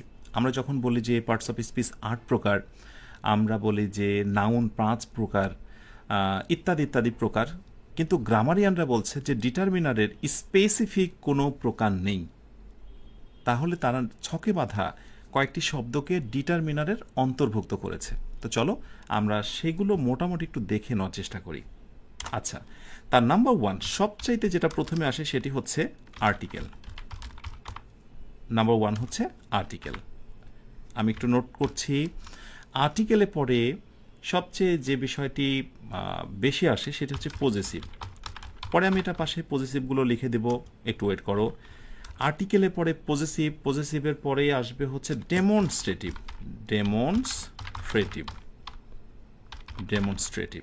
দেখেছো একটা টপিকের ভিতরে কত টপিকের আবাসন, অনেক টপিক রয়েছে। ডেমনস্ট্রেটিভ। এরপরে হচ্ছে নাম্বার, বিভিন্ন রকমের নাম্বার আছে। এই নাম্বারটার জায়গাতে আমি অপশান 1 করে দেব হচ্ছে কার্ডিনাল। আর নাম্বার টু হচ্ছে অর্ডিনাল। অর্ডিনাল, ওই যে ফার্স্ট, সেকেন্ড, থার্ড, ফোর্থ। একটু ওয়েট করো, আমি সবগুলো প্রকার বলে দিচ্ছি। তাহলে হচ্ছে আর্টিকেল, পজেসিভ, ডেমনস্ট্রেটিভ, তারপরে হচ্ছে নাম্বার, এরপরে হচ্ছে কোয়ান্টিফায়ার, এরপরে হলো কোয়ান্টিফায়ার। নাম্বার 5 হচ্ছে কোয়ান্টিফায়ার, QUANTIFIER, কোয়ান্টিফায়ার। এখন এই হচ্ছে মৌলিক 5টা বিষয়। এর সঙ্গে এক্সট্রা কিছু বিষয় যুক্ত হয়, এক্সট্রা, যেমন ধরো ডিস্ট্রিবিউটিভ আসে, ডিস্ট্রিবিউটিভ কোনো সময় দেখতে পাবে, ডিস্ট্রিবিউটিভের সঙ্গে ডিস্ট্রিবিউটিভ, ওকে। এরপরে কোনো সময় তুমি ইন্টারোগেটিভ ডিটারমিনার দেখতে পাবে, ইন্টারোগেটিভ ডিটারমিনার দেখতে পাবে। এরপরে তোমার হচ্ছে নাউন ফ্রেজও কিন্তু ডিটারমিনারের অন্তর্ভুক্ত, মানে কিভাবে আমি সেটা তোমাদের দেখাচ্ছি। Distributive, quantifier, okay fine. এই হচ্ছে মোটামুটি বেসিক কয়টা। ধৈর্য নিয়ে লেগে থাকো, যদি তোমার ইচ্ছে থাকে ইংরেজি শেখা। তাহলে আর্টিকেলের ক্ষেত্রে আমরা দেখে অভ্যস্ত এ, তারপরে এন, তারপরে দি। পজেসিভের ক্ষেত্রে আমরা যেগুলো দেখে অভ্যস্ত, যেমন আই, মি, মাই, 3 নম্বর ফর্ম। তারপরে কি বলতো, উই, আস, আওয়ার, সবসময় পজেসিভ। এরপরে কি বলতো, he, him, his, she, her, her, okay, they, them, their. তারপরে ইট, ইটস, পজেসিভ। আমি ইটিসি এটসেট্রা দিলাম। ডেমনস্ট্রেটিভ কোনগুলো, খুব ইম্পর্টেন্ট। ডেমনস্ট্রেটিভ একটু ফিল করো, ইয়েস, দিস, এটা সিঙ্গুলার, যারই প্লুরাল হচ্ছে THESE, দিস, ওকে। দ্যাট, ওইটা সিঙ্গুলার, যারই প্লুরাল হচ্ছে দোজ। তার মানে এইগুলো হচ্ছে ডেমনস্ট্রেটিভ, ঠিক আছে। প্রসঙ্গতেও ছোট্ট একটা নোটস তোমাদের আমি দিয়ে রাখি। ডেমনস্ট্রেটিভ এই শব্দগুলোর উদয় হয়েছে মূলত আর্টিকেল দা থেকে, কারণ দা যেখানে বসতে পারে সেখানে কিন্তু এই দিস, দ্যাট, দোজ এগুলো বসতে পারে। তো এক অর্থে দায়ের উৎপত্তি হিসেবে ডেমনস্ট্রেটিভ ধরা হয়। আমরা আর্টিকেলে এটা সম্পর্কটা একবার দেখব, কেমন। আচ্ছা, নাম্বারের ক্ষেত্রে বলি, অনেক রকমের নাম্বার হয়, তার ভিতরে কার্ডিনাল নাম্বার, যেমন ধরো 1 2 3 4, 1 2 3 4 ইত্যাদি। এটাকে অর্ডিনাল যখন বলবো, পজিশন, আমরা বলি যে প্রথম, দ্বিতীয়, তৃতীয়, এটা 1 2 3, খেয়াল করো 1 2 3। আর যখন বলবো প্রথম, দ্বিতীয়, তৃতীয় অবস্থান বা তম, তখন ফার্স্ট, সেকেন্ড, থার্ড, এই টাইপগুলো। ফার্স্ট, FIRST, ফার্স্ট, তারপরে হচ্ছে সেকেন্ড, এরপরে হচ্ছে THIRD, থার্ড, ওকে। কোয়ান্টিফায়ার, কোয়ান্টিফায়ার কোনগুলো, কোয়ান্টিফায়ারের মধ্যে হচ্ছে যে বিশেষ করে ম্যানি, মাছ, ম্যানি, এরপরে হচ্ছে মাছ, পরিমাণ যেগুলো বোঝায়, মোর, মোস্ট ইত্যাদি, মোস্ট, ETC। এটা ইন্ট্রো ক্লাস, তো আমাদের দ্বিতীয় সেগমেন্টে বা পরের ক্লাসে দেখবে বিস্তারিত পাবে। তো এই ডিস্ট্রিবিউটিভ ইন্টারোগেটিভ নাউন ফ্রেজ, এটার কথা আমরা বলবো যখন হচ্ছে দ্বিতীয় সেগমেন্টে আমরা কথা বলবো। তাহলে এখানে তোমরা ছোট্ট একটা ধারণা পেয়েছো। তাহলে বলো তো, এখন আমি যদি কোথাও একটা কথা বলি যে ডিটারমিনার প্লাস হচ্ছে নাউন, দ্যাট মিনস কি বলো তো। আমি যদি কোথাও বলি যে ডিটারমিনারের পরে নাউন বসে, এর মানে কি জানো? এর মানে হচ্ছে অল কাইন্ডস অফ ডিটারমিনার্স, অর্থাৎ ডিটারমিনার্সের যতগুলো প্রকার তুমি এখানে দেখতে পেলে, আর্টিকেল, পজেসিভ, এই সবগুলোই কিন্তু নাউনের আগে বসতে পারে। সবগুলো কি কোথায় বসতে পারে? নাউনের আগে বসতে পারে। সো ডিটারমিনার এবং নাউন, এই কথাটি তোমার কাছে যতটা ছোট মনে হচ্ছে, this is not like that, এটা কিন্তু এত ছোট নয়। এর ভিতরে অনেকগুলো প্রকার রয়েছে। এই প্রকারগুলোর ভেতরে আবার বিশেষ ইউজ আছে, সেগুলো আমি তোমাদেরকে শেখাবো ইনশাল্লাহ, এবং সেইগুলো কার্যকারিতা কি আমি তোমাকে দেখাবো ইনশাল্লাহ, ঠিক আছে? আচ্ছা, এবার মনোযোগ দিয়ে জাস্ট লুক এট দিস। এই বাক্যগুলো দেখে এবার তুমি একটু করে চেয়ে থাকো আমি কি দিচ্ছি। প্রথমটা হচ্ছে, আমি বললাম the book is on the table. The book is on the table. Okay, এরপরে আমি বললাম যে দিস বুক ইজ মাইন, এই বইটা আমার। এরপরে আমি আরেকটা বাক্যতে বললাম যে my book is on the desk, আমার বইটা ওই ডেস্কের ওপরে। এরপরে ধর আমি বললাম যে সাম বুকস কি বলতে পারি মাস্ট বি হেয়ার, এখানে অবশ্যই থাকা উচিত। এরপরে আমি বললাম যে many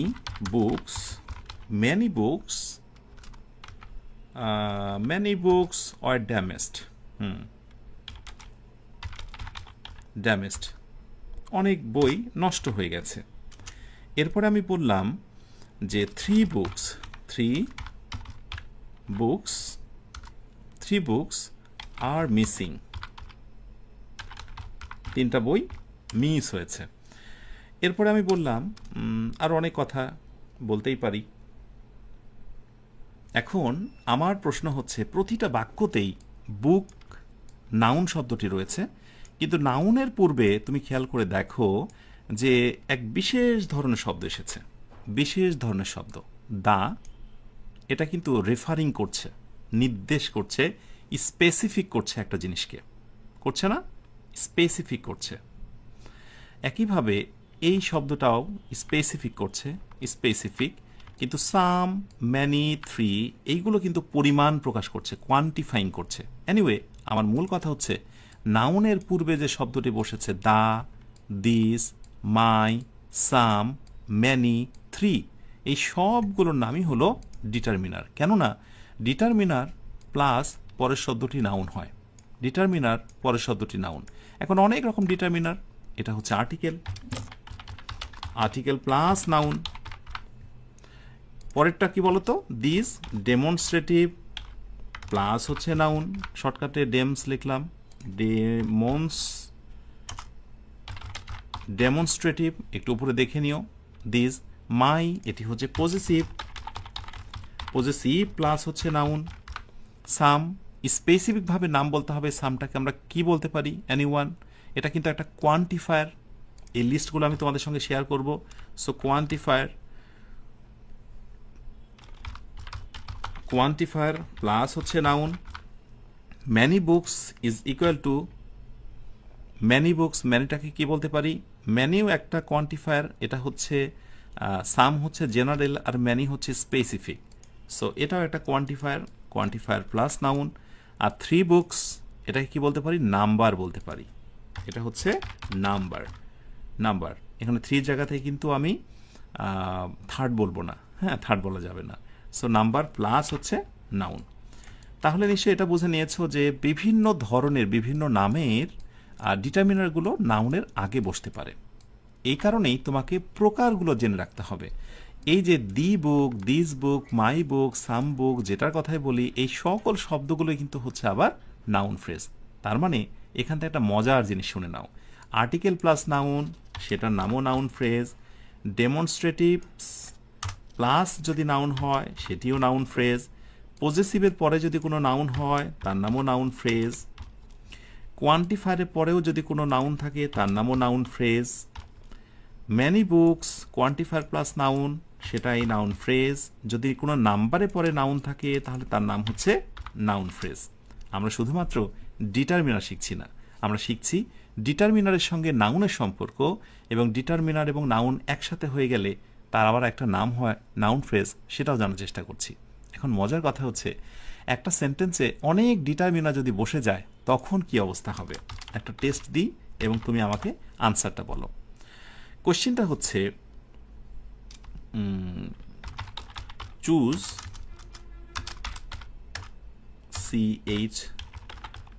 choose the correct answer,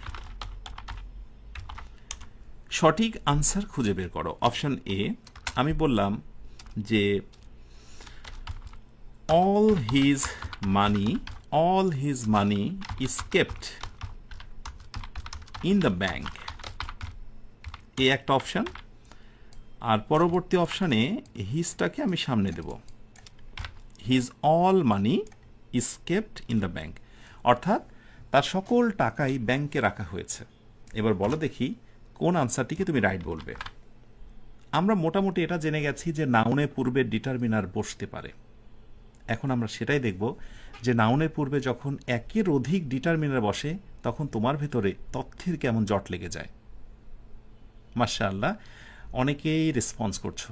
আসলে শেখা জিনিসটা মোটেই সহজ নয়। তুমি যদি শিখতে চাও বেসিক ধরে, তুমি যদি জীবনে আর কখনো ইংরেজি শিখতে না চাও, তাহলে তোমাকে তো শুরু থেকে শিখতে হবে। আর বেশিরভাগ ব্যর্থতা নেমে আসে শুরুটা অনেক সুন্দর হলেও তোমরা মাঝপথে থেমে যাও। আর এই যে মাঝপথে যারা থেমে যাও না, তারাই মূলত ব্যর্থ হও। আমি তো বিশ্বাস করি যে কোনোভাবে যদি একটু একটু করে শেষ পর্যন্ত লেগে থাকা যায়, তাহলেও যা শেখা যায়। মাঝপথে থেমে গেলে তো আর তা হয় না। তাই আমি বিশ্বাস করি যে যারা শুরু থেকে শেষ পর্যন্ত এই লেসনগুলোর সঙ্গে লেগে থাকবে, তারা অবশ্যই দিন শেষে অনেক ভালো কিছু পাবে এবং সেই শিকারটা তোমরা নিজেরাই করবে। ওয়েট করো 50তম ক্লাসের জন্য। আচ্ছা, কেউ কেউ বলছো যে দুইটা আনসারই রাইট। এখন আমি যদি বলি যে দেখো, একটা নোট ডাউন করে নিবে, খুবই গুরুত্বপূর্ণ একটা নোট। সেই নোটটা হচ্ছে একসাথে ডিটারমিনার অনেক বসতে পারে।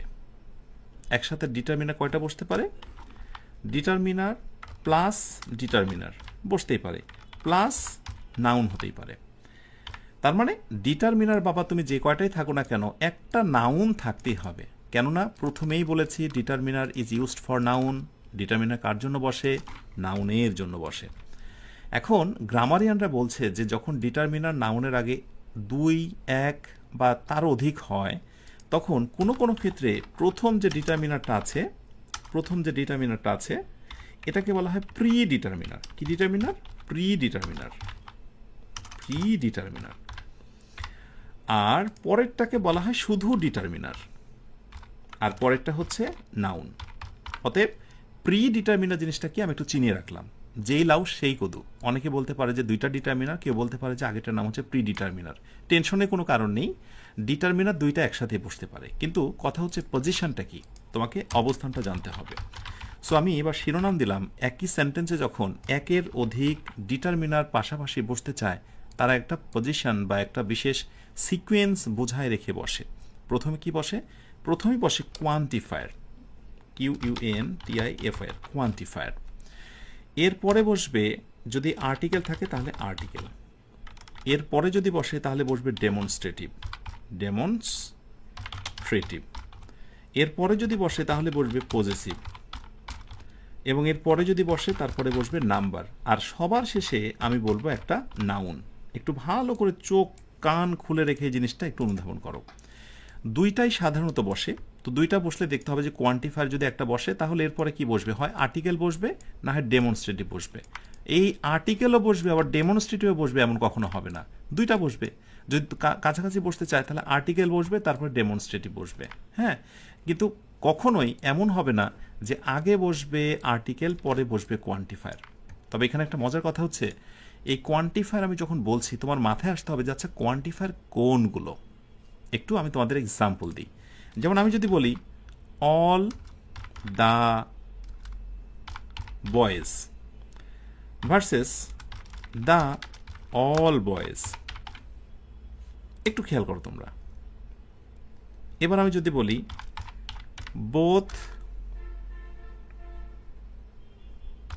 My students, students versus my both students. এরপরে ধরো আমি বললাম যে হিজ 3 পেন্স, বলবে কোন পাশেটা রাইট? His 3 pens. আরেক পাশে আমি বললাম যে হচ্ছে 3 হিজ পেন্স। এরপরে ধরো বললাম যে ম্যানি দিস প্রবলেম, একটা হচ্ছে দিস ম্যানি প্রবলেম। এর ভিতরে কয়েকটা তোমরা মোটামুটি ইজি মনে হওয়ার কারণে বা দেখেছো বলে পারবে, আর অনেকেই তো লটারি করা শুরু করবে। অনেকে ভাববে যে যা বাবা, কোনটা যে হবে বোঝে ওঠাই মুশকিল। All the boys, the all boys দেখে দুটোকেই রাইট মনে হচ্ছে, কিন্তু সিস্টেমে আসতে হবে। অলকে বলা হচ্ছে কোয়ান্টিফায়ার। কোয়ান্টিফায়ার লিস্ট দেবো আমি আগামী ক্লাসগুলোতে, একটাও আমি বাকি রাখবো না, সবগুলো। সো অল হচ্ছে কোয়ান্টিফায়ার, এবং নিয়মে বলছে তারপরেই বসবে আর্টিকেল, তারপরেই বসবে আর্টিকেল, তারপরে নাউন। কিন্তু কোনোভাবেই আর্টিকেল আগে বসেছে আর কোয়ান্টিফায়ার পরে বসেছে, এটা কখনোই হবে না। সো এটাকে আমরা বলছি রাইট। বোথ, এটাও কোয়ান্টিফায়ার, আমি লিস্ট দেব। কোয়ান্টিফায়ার পরে বসবে পজেসিভ, এই যে পজেসিভ, কিন্তু কখনোই পজেসিভ হবে আগে আর কোয়ান্টিফায়ার যাবে পরে, এত বড় সাহস তো আসতেই পারে না। আচ্ছা, প্রসঙ্গত বলি, বোথের পরে কিন্তু অ্যাকচুয়ালি অফ হবে, মানে বোথ অফ মাই স্টুডেন্ট, সরাসরি বোথ এভাবে বসে না। হিজ 3 পেন্স চলে, বা দেখি হিজটাকে বলছি আমরা পজেসিভ, হিজটাকে বলছি আমরা পজেসিভ। নাম্বার তারপরেই দেখো, এবং তারপরে হচ্ছে নাউন। কিন্তু তুমি কোনোভাবেই নাম্বারটাকে আগে নিলে আর পজিটিভটাকে পরে নিলে কখনোই হতে পারে না। Many, many this problem, many, এটাকে আমি কি বলবো বলো তো? ইয়েস, এটাও কোয়ান্টিফায়ার, ম্যানি মাছ। এরপরে বসবে ডেমনস্ট্রেটিভ, ইয়েস, কিন্তু কোনোভাবেই ডেমনস্ট্রেটিভ আগে বসানো হয়েছে আর এটা হচ্ছে পরে, ইম্পসিবল। একবার ফিল করে দেখো, যদি এই দুইটি বাক্যকে দেওয়া হয় আর এই নিয়মটা না জানো, তাহলে কি সমস্যার মধ্যে পড়বে। যদি বলা হয় this many problems are this many problems are found here, এই একটা বাক্য। আর আরেকটি বাক্যতে দেওয়া হলো যে ম্যানি দিস প্রবলেম। একটু নিচ থেকে প্রশ্ন করে দেখো যে এইরকম একটা প্রশ্ন যদি দেওয়া হয় পরীক্ষার হলে, বা তুমি লিখতে যাচ্ছ এই ধরনের কথা, যে অনেক সমস্যা, এইটার অনেক সমস্যা, বা এইগুলির অনেক সমস্যা, এইগুলির অনেক সমস্যা অর্থে তুমি কোন আনসারটাকে বেছে নিতে? অনেক গোলক ধাঁধায় পড়ে যেতে। কিন্তু এগুলো তোমাকে জানতে হবে যে কোন সিকোয়েন্সে এগুলো বসবে। নিশ্চয় বুঝে গেছো যে আগে বসবে কোয়ান্টিফায়ার এবং তারপরে সিকোয়েন্স অনুযায়ী বসবে ডেমনস্ট্রেটিভ। অতএব সেদিক থেকে শতভাগ রাইট উত্তর হচ্ছে বি নাম্বারটা। এই হচ্ছে সিকোয়েন্স জনিত ইস্যু। আশা করি এই জিনিসগুলো নিয়ে খুব বেশি কনফিউশন থাকবে না, অটোমেটিক্যালি এগুলোর আনসার তোমরা দিতে পারবে, এটি আমার বিশ্বাস। ওকে, ব্যাস। এখন ডিটারমিনার সৃষ্টির উদ্দেশ্যটা নিয়ে কথা বলে আমাদের আজকের আয়োজনটা শেষ করব। সেটা হচ্ছে ডিটারমিনার, এখানে বলবো আমরা cause of origin, cause of origin, ORIGN, origin. একটা কারণ তো তোমরা জেনেছো যে নাউনের জন্য নাউনের কাছে, নাউনের আগে বসে। আর আরেকটি কারণ তোমাকে এই মুহূর্তে জানতে হবে, সেটি হচ্ছে নাম্বার 1, কোনো কিছু রেফার করা, রেফারিং করা, বা আমি যদি বলতে পারি পয়েন্টিং করা, হ্যাঁ, বা কোনো কিছুকে স্পেসিফিকেশন করা, নির্দিষ্ট করে বলা। আর আরেকটি হচ্ছে রেফারিং। আর আরেকটি কারণে এটা শিখতে হবে, সেটা হচ্ছে কোয়ান্টিফাইং, মানে এটার পরিমাণ বোঝানো, গুণ বোঝানো ইত্যাদি।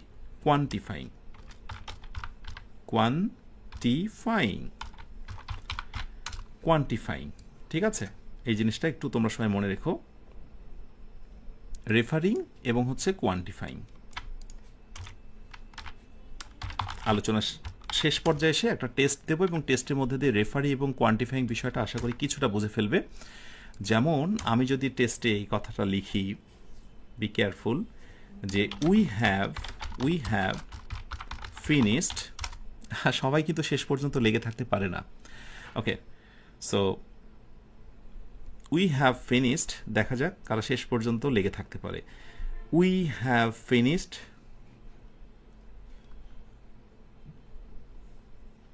The project, PROJECT, project. আরেকটি বাক্য হচ্ছে we have finished our project,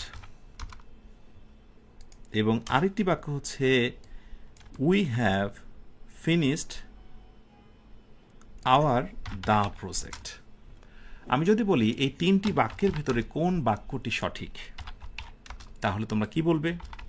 তোমরা বলবে we have finish the project, sir শুনতে ভালো লাগছে, এটি right. We have finished our project, আমরা আমাদের কাজটি শেষ করেছি, স্যার এটাও শুনতে ভালো লাগছে, অতএব এটাও রাইট।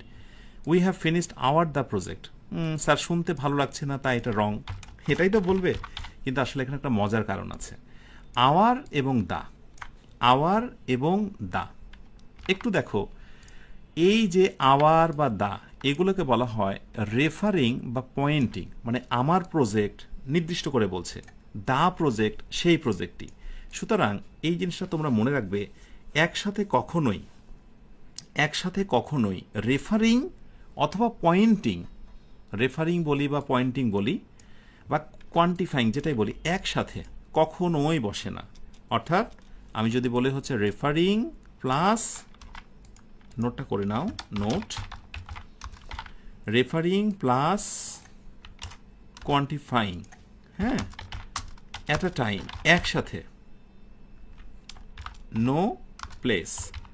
অর্থাৎ আমি শর্টকাটে লিখে দিলাম ক্যানট বি প্লেসড, অর্থাৎ বসতে পারে না, এটা কখনোই বসতে পারে না, আমি নো লিখে দিলাম, নোকে আমি রেড করে দিলাম, একসাথে বসতে পারে না। রেফারিং ডিটারমিনার এবং quantifying determiner at a time, no, একসাথে বসতে পারে না। আওয়ারটাও রেফারিং, আবার দাটাও হচ্ছে রেফারিং, কখনোই বসতে পারে না। ওকে, এখন তুমি তো এটা জানতে চাচ্ছ যে স্যার রেফারিং কোনগুলো, একটু বুঝিয়ে দেন। আমি বোঝাবো বাবা।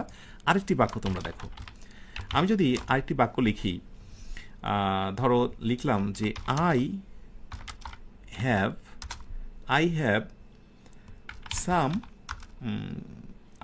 সাম কোয়েশ্চেন্স, কোয়েশ্চেন্স। ওকে, আবার ধরো আরেকটি বাক্যতে লিখলাম যে আই হ্যাভ ম্যানি কোয়েশ্চেন্স। আর আরেকটি বাক্যতে আমি লিখলাম আই হ্যাভ সাম,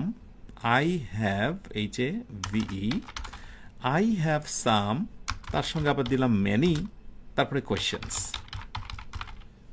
তাহলে তুমি বলবে স্যার এটা শুনতে ভালো লাগছে, আই হ্যাভ সাম কোয়েশ্চেন্স, এটিকে রাইট বলছি। আই হ্যাভ ম্যানি কোয়েশ্চেন্স, আমার অনেক সমস্যা আছে, শুনতে ভালো লাগছে, রাইট বলবো। আই হ্যাভ সাম ম্যানি শুনতে কেমন বেমানান লাগছে, এমন কোথাও বসা দেখিনি, অতএব এটাকে আমি কি বলবো? রং বলবো। কিন্তু আসলে এই সব কারণে রং বললে আমি মোটেই খুশি হব না, তোমাকে রিজনটা জানতে হবে। কি রিজন বলো তো? এই যে ম্যানি বা সাম যেটাই বলছি, এগুলোকে বলা হয় কোয়ান্টিফাইং, রাইট? তাহলে একই সাথে দুইটা যেমন রেফারিং বসতে পারেনি, সেটা রং হয়েছে, তেমনি একই সাথে দুইটা কোয়ান্টিফাইং ডিটারমিনারও কোথায় বসতে পারবে না, সেটা রং হয়ে যাবে। এখন আমি একেবারে শেষের দিকে তোমাদের রেফারিং আর হচ্ছে কোয়ান্টিফাইংয়ের একটু 2-4টা নোটস আমি দিয়ে দিই। রেফারিং মানে এই রেফারিং কোনগুলো একটু ভালো করে তোমরা মনে রেখো। ডিটারমিনারের মধ্যে স্পেসিফিকেশান কোনগুলো করে দেয়, রেফারিং কোনগুলো করে দেয়। নাম্বার ওয়ান হচ্ছে আর্টিকেলের ভিতরে দা, স্পেশালি এই আর্টিকেলটা, ঠিক আছে? এরপরে আমি কমা দিয়ে, আচ্ছা আর্টিকেল দা, তাহলে আর্টিকেল দিই এখানে আমরা, আর্টিকেল দা। এরপরে এটার সঙ্গে আছে ডেমনস্ট্রেটিভ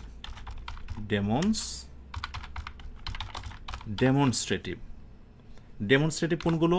আমি এখন এগুলো বলার সঙ্গে সঙ্গে মনে হতে হবে ও আচ্ছা দিস দ্যাট দোজ, ওইগুলো, রাইট? তুমি যদি ইংরেজি শিখতে চাও অনেক ডেডিকেশন থাকতে হবে। শুরুতে যতজন ছিলে লাইভে কিন্তু এখন ততজন নেই। ইভেন এই কোর্সটা তোমরা যারা শুরু থেকে শুরু করেছে লাস্ট পর্যন্ত অনেকের হয়তো বা মনোযোগ নেই, কিন্তু অনেকেই আছে যে নাছোড়বান্দা, যে আমি শেষ পর্যন্ত দেখে ছাড়বো।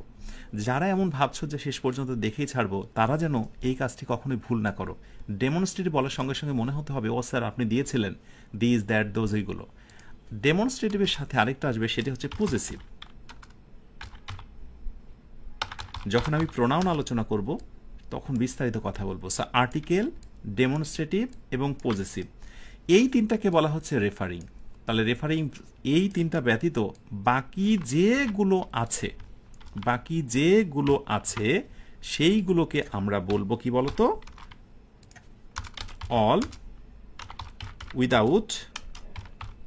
উইদাউট কয়টা বলতো? উইদাউট হচ্ছে এই তিনটা, অর্থাৎ আর্টিকেল, ডেমনস্ট্রেটিভ, পজেসিভ। অর্থাৎ এই কয়টা ব্যতীত সবগুলো ডিটারমিনারকে আমরা কোয়ান্টিফাইংয়ের মধ্যে ফেলবো। দুইটা কোয়ান্টিফাইং একসাথে বসতে পারে না, দুইটা রেফারিং একসাথে বসতে পারে না। মনে থাকবে তাহলে? আশা করি এই জিনিসটা ক্লিয়ার হয়েছে। তাহলে আমরা যদি ডিটারমিনারকে মূল দুইটা ভাগে ভাগ করি, তাহলে একটা হচ্ছে রেফারিং আর 2 নাম্বারটা হচ্ছে কোয়ান্টিফাইং।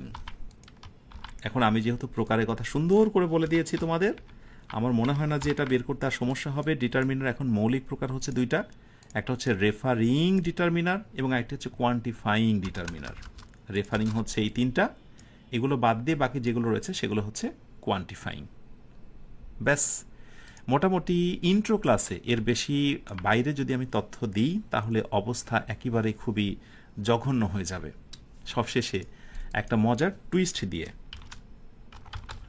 একটা মজার টুইস্ট, রসালো একটা ব্যাপার দিয়ে আজকের এই আয়োজনটি শেষ করব। সেটি হচ্ছে এই বিষয়টা,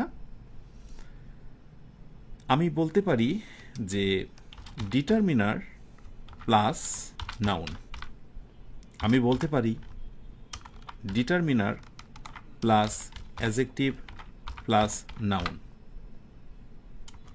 কিন্তু আমি কখনো বলতে পারি না অ্যাডজেক্টিভ প্লাস নাউন,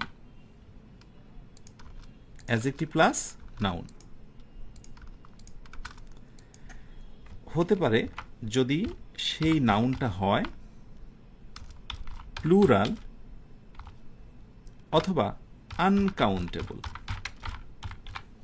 এই কথাটা একটু জাস্ট মনে রেখো, নাউনের আগে ডিটারমিনার বসবে, ডিটারমিনার এবং নাউনের মাঝখানে অ্যাডজেক্টিভ বসবে, কিন্তু অ্যাডজেক্টিভ শুধু একা একা বসবে না যতক্ষণ না সেই নাউনটা আনকাউন্টেবল অথবা প্লুরাল না হয়।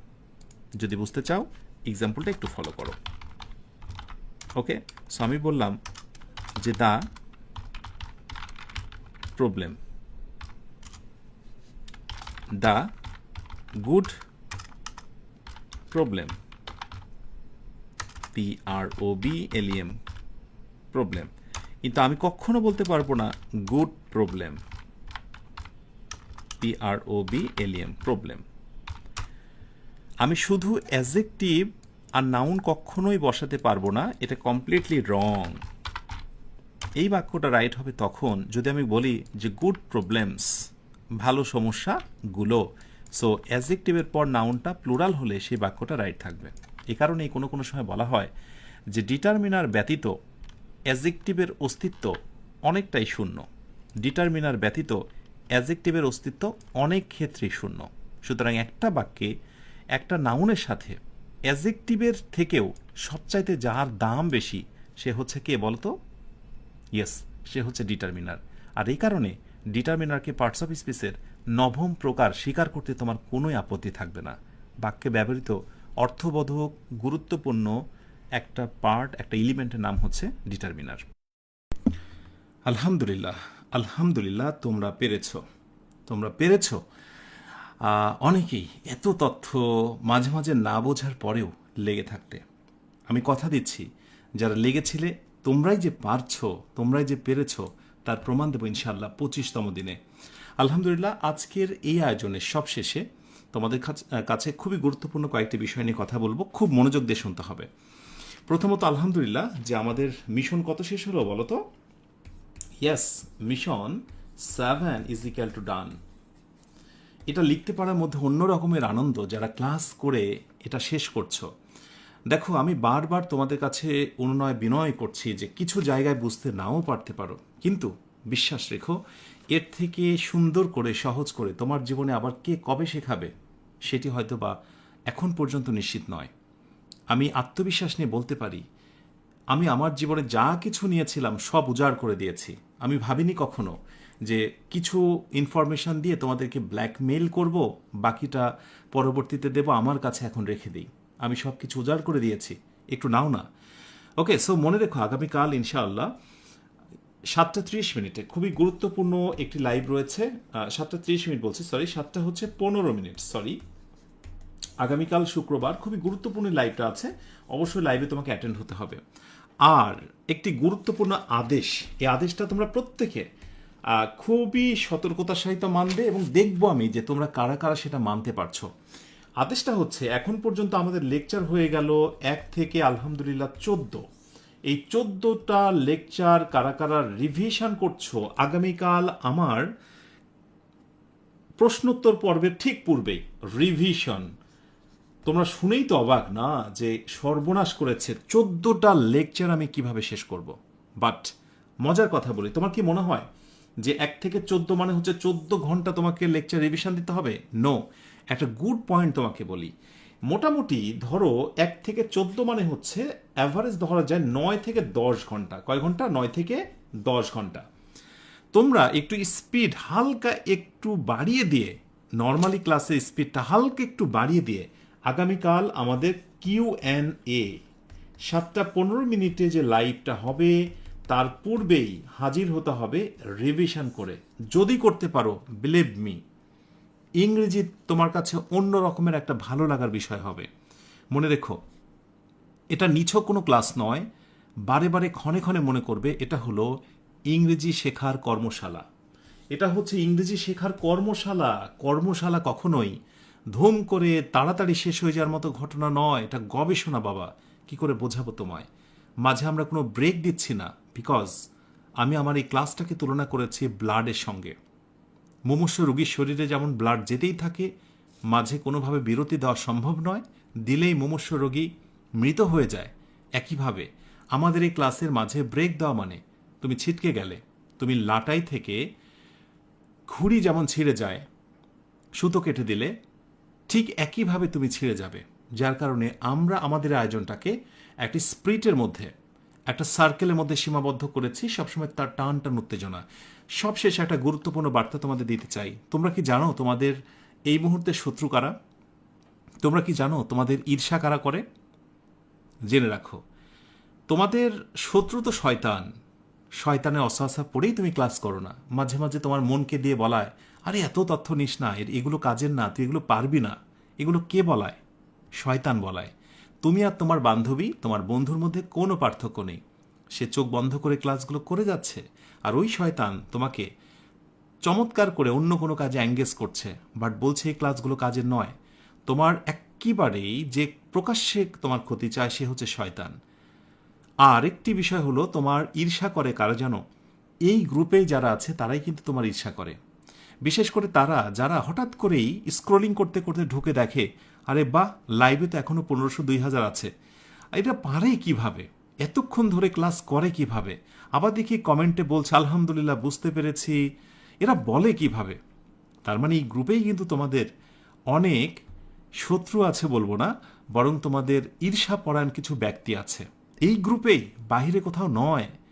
সুতরাং তোমাদের সংখ্যা এখন খুব কম যারা পজিটিভ মাইন্ড, যারা দৃঢ় সংকল্প করেছ। তোমরা তোমাদের এই মনটাকে আত্মবিশ্বাসে ঠুসি দাও, চারিদিকে একটা বাঁধ দাও। এখানে বাধা আসবে, অনেকে নেগেটিভ কথা বলবে, তোমাকে করতে দেবে না, বাট তুমি লেগে থাকবে শেষ পর্যন্ত, এটাই শেষ কথা। দাঁত কামড়ে তোমাকে শেষ করতে হবে। বুঝিনি, কোনো কোনো জায়গায় সমস্যা রয়েছে, এটাই সত্য কথা। রফিক স্যার এটা বলেছেন এমনটি হবে, আমি এটা জানতাম, বুঝবো না, আমার কাছে কঠিন লাগবে, আমি মাঝপথে থেমে যাওয়ার মতোই, এর আগে অনেকবার ঘটেছে, তবু আমি সামনে চলব। তোমাদের প্রত্যেকের জন্য আমি মন থেকে দোয়া করি, মহান আল্লাহ যেন সবাইকে 1 থেকে 14 পর্যন্ত সবগুলো ক্লাস একটু স্পিড বাড়িয়ে দিয়ে 9 থেকে 10 ঘন্টার এই ক্লাসটা রিভিশন করার তৌফিক দান করে। আমি বারে বারে প্রতি মুহূর্তে তোমাদের খোঁজ নেব, দেখি আমার প্রিয় শিক্ষার্থীরা কারা সত্যিকার অর্থে আমার কথা শোনে। তাহলে শেষ করে আজকের আয়োজনটি, ইনশাআল্লাহ একটা ফ্রেশ ঘুম হতে পারে আজকে রাতে। অবশ্যই 2-1টা লেকচার রিভিশন করে ঘুমোলে খুব বেটার হবে। কালকে সারা দিনের প্ল্যানিংটা সাজিয়ে নাও, প্রচুর রিভিশন দিতে হবে।